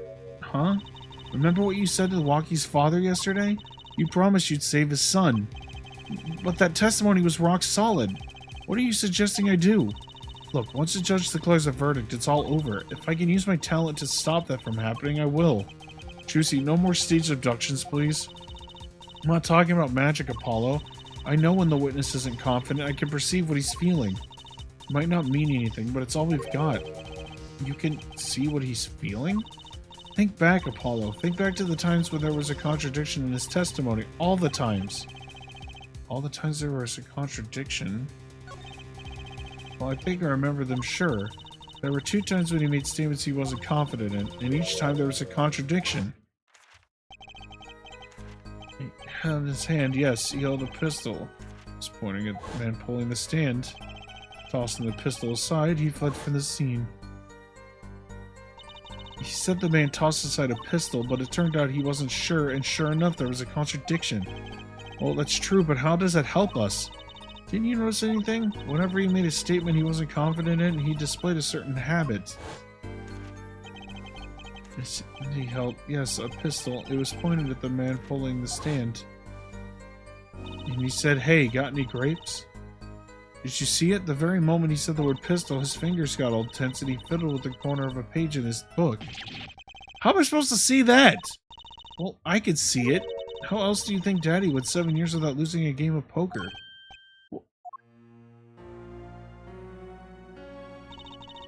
I always sat next to Daddy during big matches. I could see what his opponents were feeling.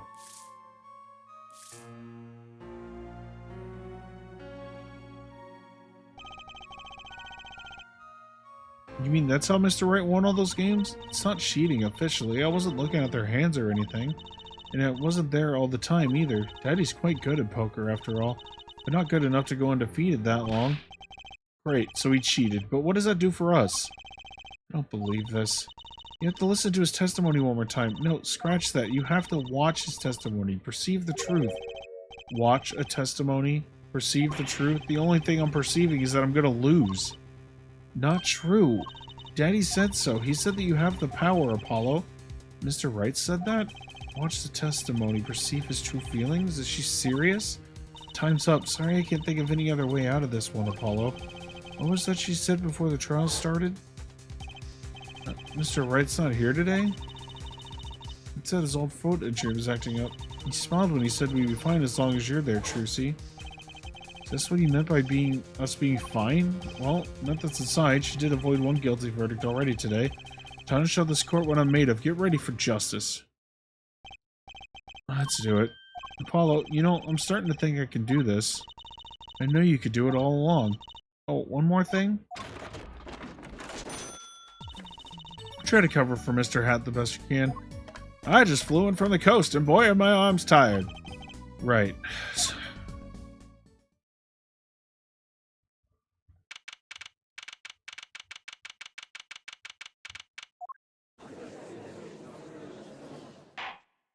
Court is now back in session. Right, we're fine. I'd like to say to the young lady sitting next to you, Mr. Justice. Oh, you mean me? Don't you have anything to report? Anything concerning the mysterious phantom in the silk top hat? Ah, right, him. Don't worry about him. I settled that. You settled that? Yes, it was an out-of-court settlement. Right. Perhaps Fraulein would have us believe it was nothing more than a passing dream. A fantastic illusion. Now you see it, now you don't, am I right? I think he's onto me. I wish he would stop being so cool. Let us dispense these niceties and get straight to the matter. What are your plans for our gifted witness? Right. The defense would like to request another cross-examination, because I forgot to ask something. There's no issue with the witness' previous testimony. I will grant your request, however, but this court will not permit stalling for time. Understood, Your Honor. Don't forget, Apollo. When he isn't sure about something, he has a habit of fiddling with his book.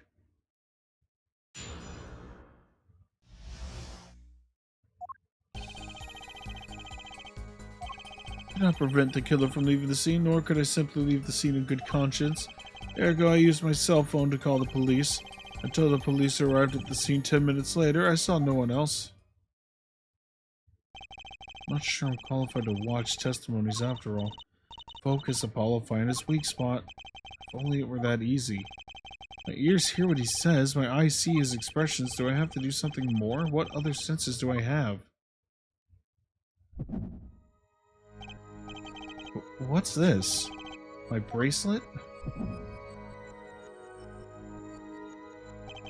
What's going on? My bracelet feels different somehow. I think Daddy was right. You can see it, can't you, Apollo? You're almost there. Find the weak spot in his testimony. I know this sounds crazy, but my bracelet is trying to tell me something.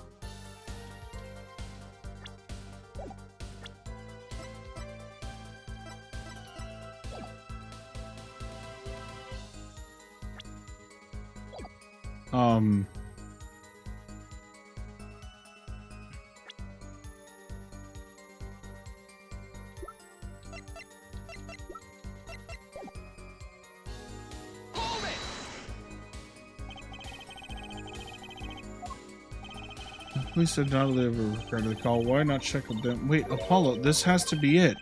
Wait, you mean his habit? Okay, I was right. I did have to press this statement. When he isn't sure about something, he has a habit of fiddling with his book. The only time he even had the book open was here, which means this is the place to look for his habits. I don't know how I know, but I know. It's my bracelet. It's different somehow. I can feel it reacting to something about the witness. Your bracelet? I'm not sure I get this focus stuff you're talking about, Trucy, but I have a feeling that trusting my bracelet is the way to go. Yeah, just need to touch my bracelet with Y.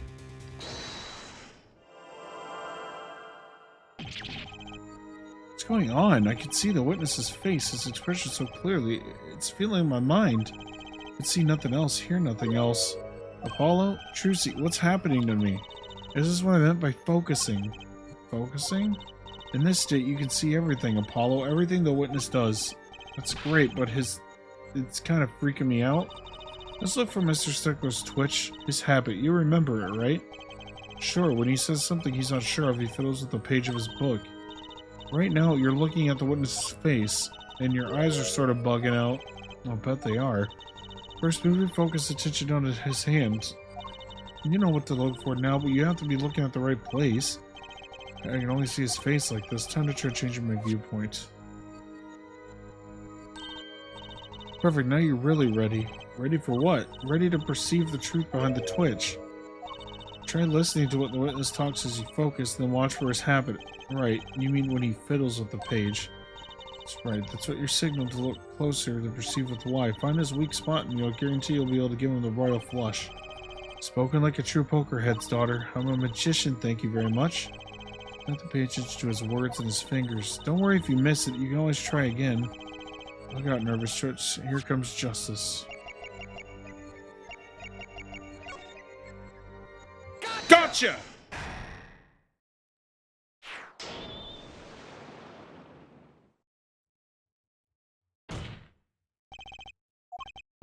I saw it just now. I could see it. Mr. Justice, do you have something to say? All this banging of desks is quite bad for my circulation, you know.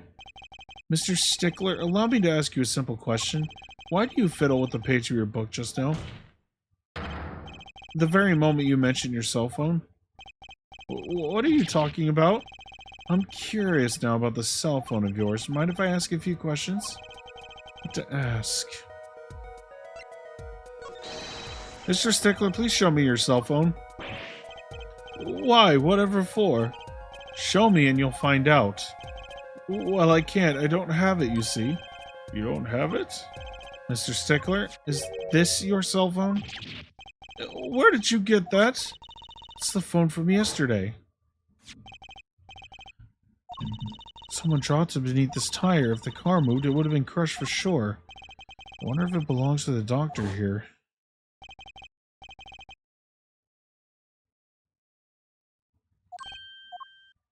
Can you explain why your cell phone is sitting here in my hand at this very moment? Wait a minute, what is the meaning of this? This cell phone was found yesterday in the Meritas Clinic garage. Meritas? Why, that's where the victim lived. That's impossible. Mr. Stickler, you lied to the court, didn't you? If your cell phone is here, how could you have called the police?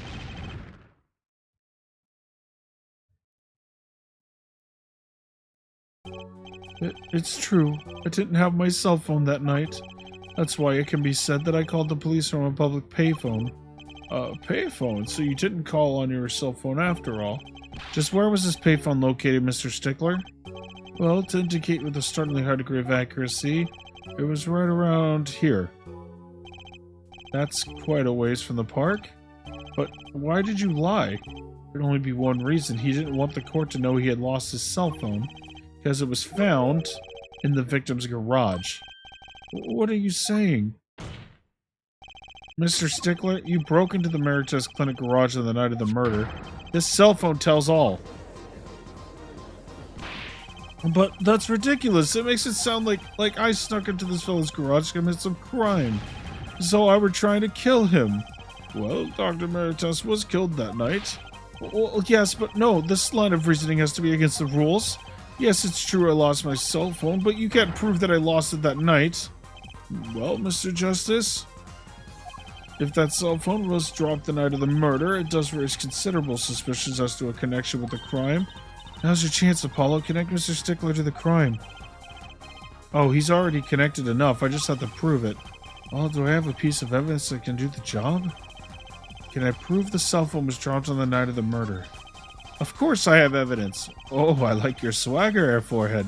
Hit it. The court will see this evidence, Mr. Justice. Hit it, as they say.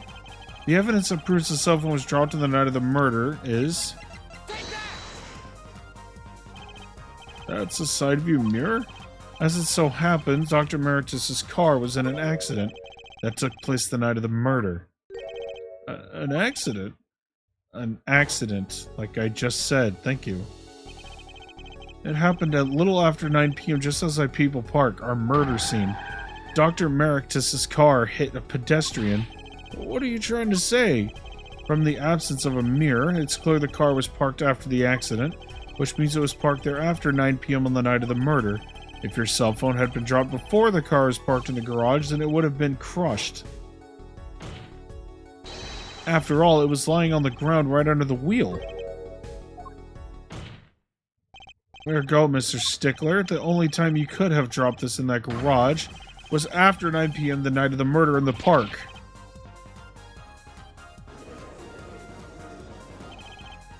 Mr. Stickler, you know what this means? You did break into the victim's garage that night. This is most unexpected. Mr. Justice, are you naming the witness as a suspect in the murder of Paul Meritus? No, stop. This is too much. It can't be happening. Prosecutor, say something. I suppose it is worth saying this. No connection has been found between Wesley Stickler and Paul Meritus. That is, other than this. I believe our next testimony will be our most revelatory. Is the witness prepared? Yes, Your Honor. I know that face. That's the face of guilt.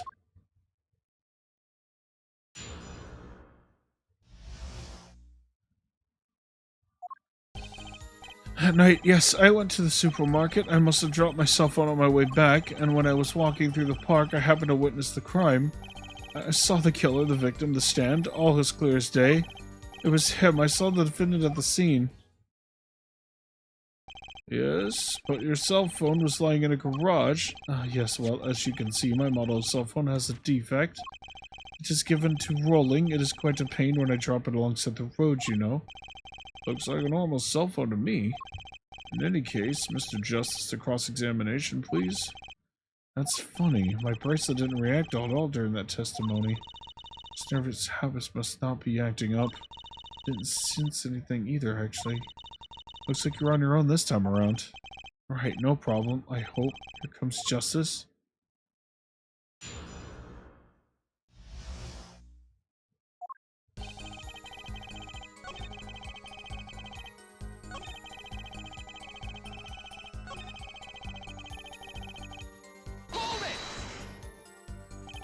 This part of the testimony is the key, I know it. Should I press him about the killer, the victim, or the noodle stand? Do you happen to remember the noodle stand? Quite well, yes. For a student of the sciences, keen observation and healthy curiosity are vital. I remember everything. I could even read the sign. I believe it said noodle. Yes, that was it. Remembering something quite well, it sure took you a while to tell us. And thank you for telling us that our noodle stand sells noodles. Very enlightening. Well, Mr. Justice, what about that sign? Could it be important? So the sign on the noodle stand said noodle? It appears the defense have just attained a vital piece of testimony.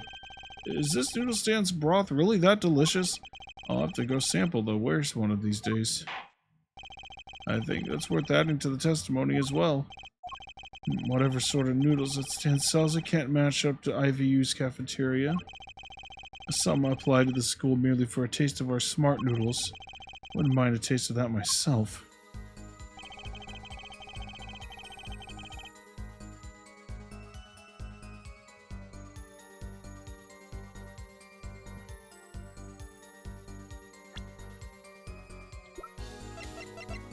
Objection!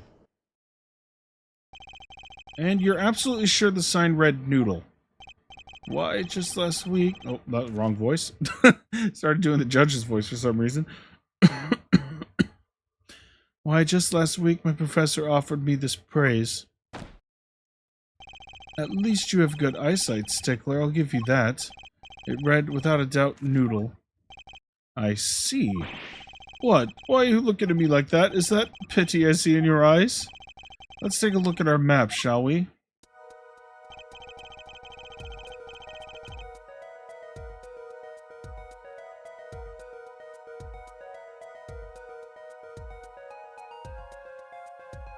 So you were claiming that when you saw the sign that you were standing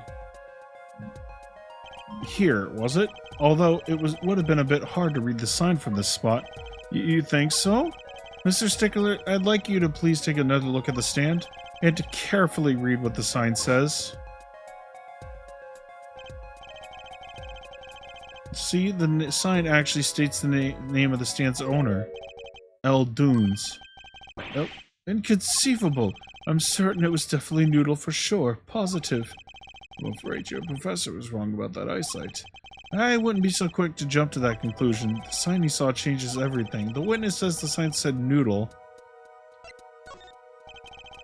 What would you say if I told you that there is one spot from which the sign would be read the way Mr. Stickler claims? What? Mr. Justice, show us this spot. The witness actually viewed the stand from this location.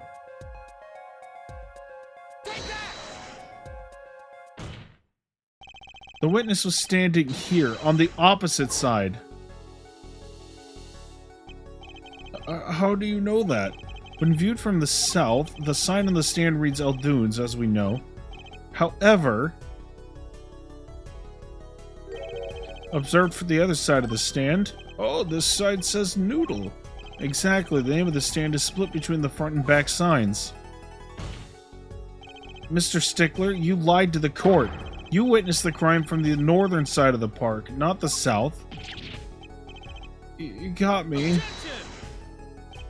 So what? So what? What does it matter if he saw the killer from the north or south side? It makes no difference at all. He's right. Travel far enough to the south and you'll end up going north. Viewed on a global scale, directions are utterly without meaning. Actually, maybe he's right. What does it change?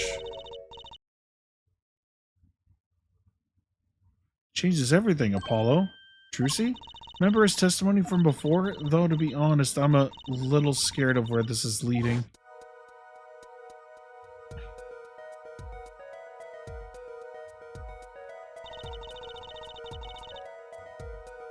The killer and the victim are facing each other here. Then at the moment the killer raises his weapon, Mr. Stickler shouts, at which point the victim turns his head to look and the killer fires his pistol.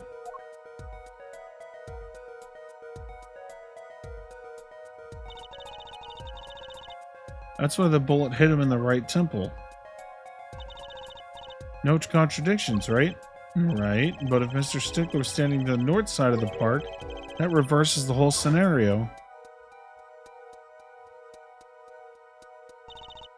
Completely. If Mr. Stickler shouts from where he is now, and the victim looks in his direction,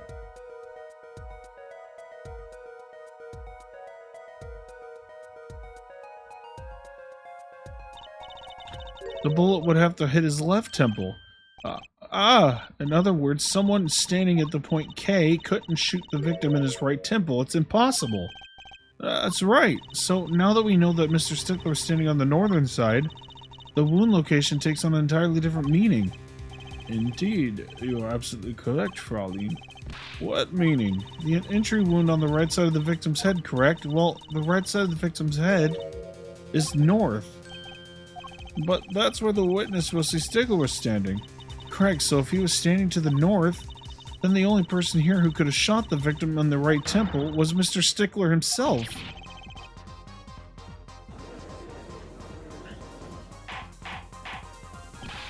Order! Order! Wow, the apple didn't fall far from the tree. She flipped this whole case on its head while I was still figuring it out. Clarify one point for me, if you would, Forehead. What now?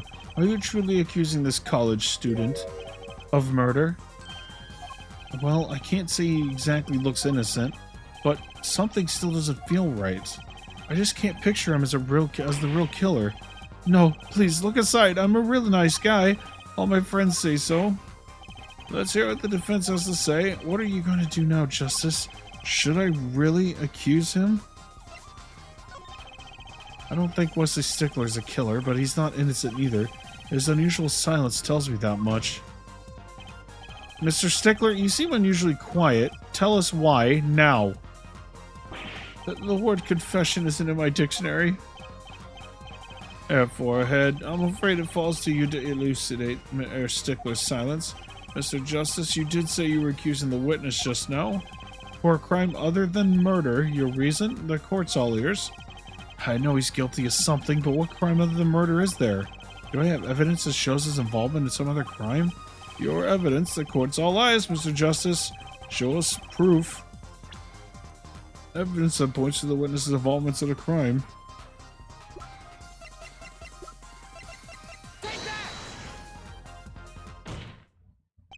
The evidence is this. What? Is that women's underwear? Hey, those are mine!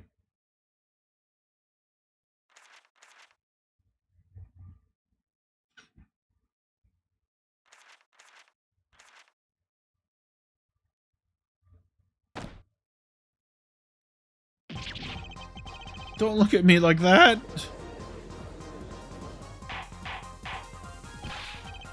Order! Order! Mr. Stickler. Well, I can't say this comes as a shock. It's not what it seems by Pythagoras' theorem. On the night of the murder, just past 9 p.m., a young girl catches a panty snatcher red-handed. Bravely, she gives chase, but the snatcher flees, and he hides himself in no other place than the Meritus Clinic garage. Incidentally, these panties were found in the exhaust pipe of the car there. Presumably, he was trying to hide the evidence of his crime. Ergo, while you may not be a murderer, you are guilty of panty snatching in the first degree. Please hear me out. It's not what it looks like.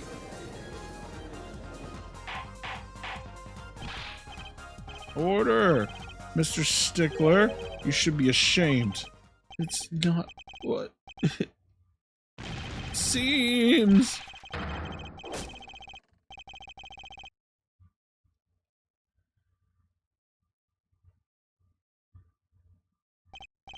So, are we to understand that you were silent not because you were guilty of murder, but because you lacked the courage to admit your theft of this girl's undergarments? Perhaps you are not aware. My school's name was originally written IV. I stands for intelligence, V stands for valiant. See? Your point? I'm not done. Now I'm a major in the science department. And what does science teach if not curiosity? Yes, we have the IVU science department valiantly curious. No challenge is too daunting, and what greater challenge to science than a mystery? Come on, you're talking about girls' panties here. No, you don't understand. A mystery is the unknown, and the unknown is unacceptable. And, my friends, when it comes to mysteries, these panties are the promised land. From the moment I first laid eyes on them, I was compelled to investigate for science. A full-size car tire was the only first mystery those panties revealed. A tire? Yes, I saw her do it. She pulled a tire out of those panties. But that's not all. First there was the tire, then a stew pot, and a frozen chicken. One mystery after another. It was magic. Oh, I remember now. He's one of the regulars in the audience at the Wonder Bar. Huh? He's talking about my magic panties trick.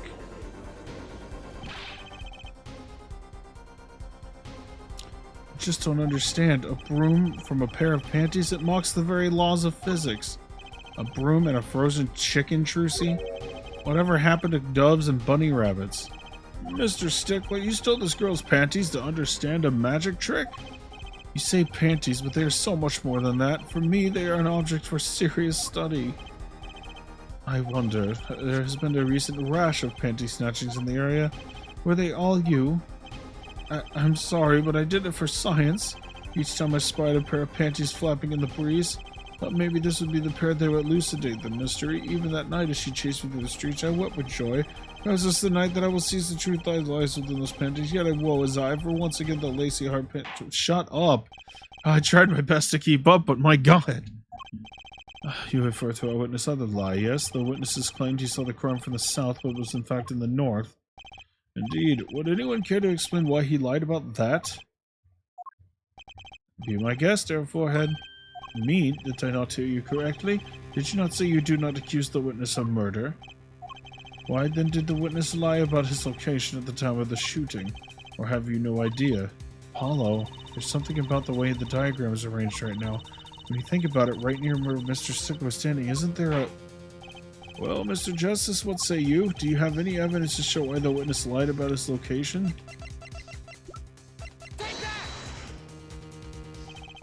The evidence that shows why he lied is this. What? More panties? How many panties are you carrying in your pocket, Air Forehead? These are the last, honest. These were found in the trash can in the park. Looking at the diagram, we can see that the trash can was right next to where the witness stood.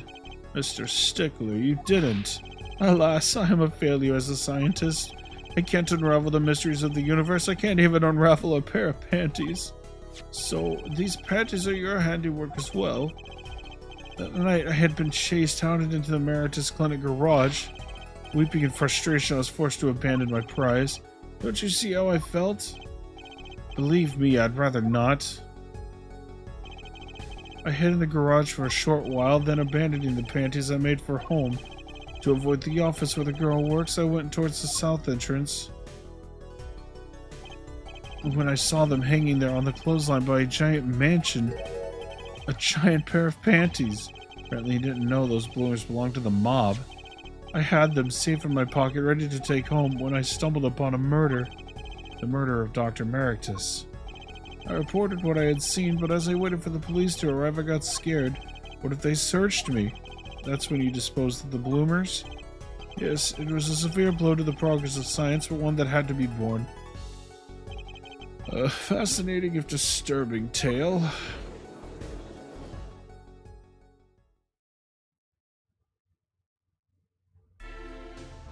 I believe this brings today's proceedings to a close, and I'm more than pleased to dismiss this witness for the remainder of the trial. One last thing, if I might. Yes, Prosecutor Gavin? Regardless of where we ended today, some vital points were made. Namely, that the defendant, Waki Kitaki, was at the scene of the crime, and he was pointing a weapon at the victim. One more thing, Waki Kitaki has clear motive. Indeed, the defendant Waki is still the prime suspect in this case, the only suspect in fact, assuming there was no one else at the scene of the crime. Yet a mystery remains. The location of the wound in the victim's right temple is yet to be explained. The court requests further investigation from both the defense and prosecution. Yeah, baby. Yeah, baby! No problem. Very well, this brings the trial for the day to a close. Court is adjourned.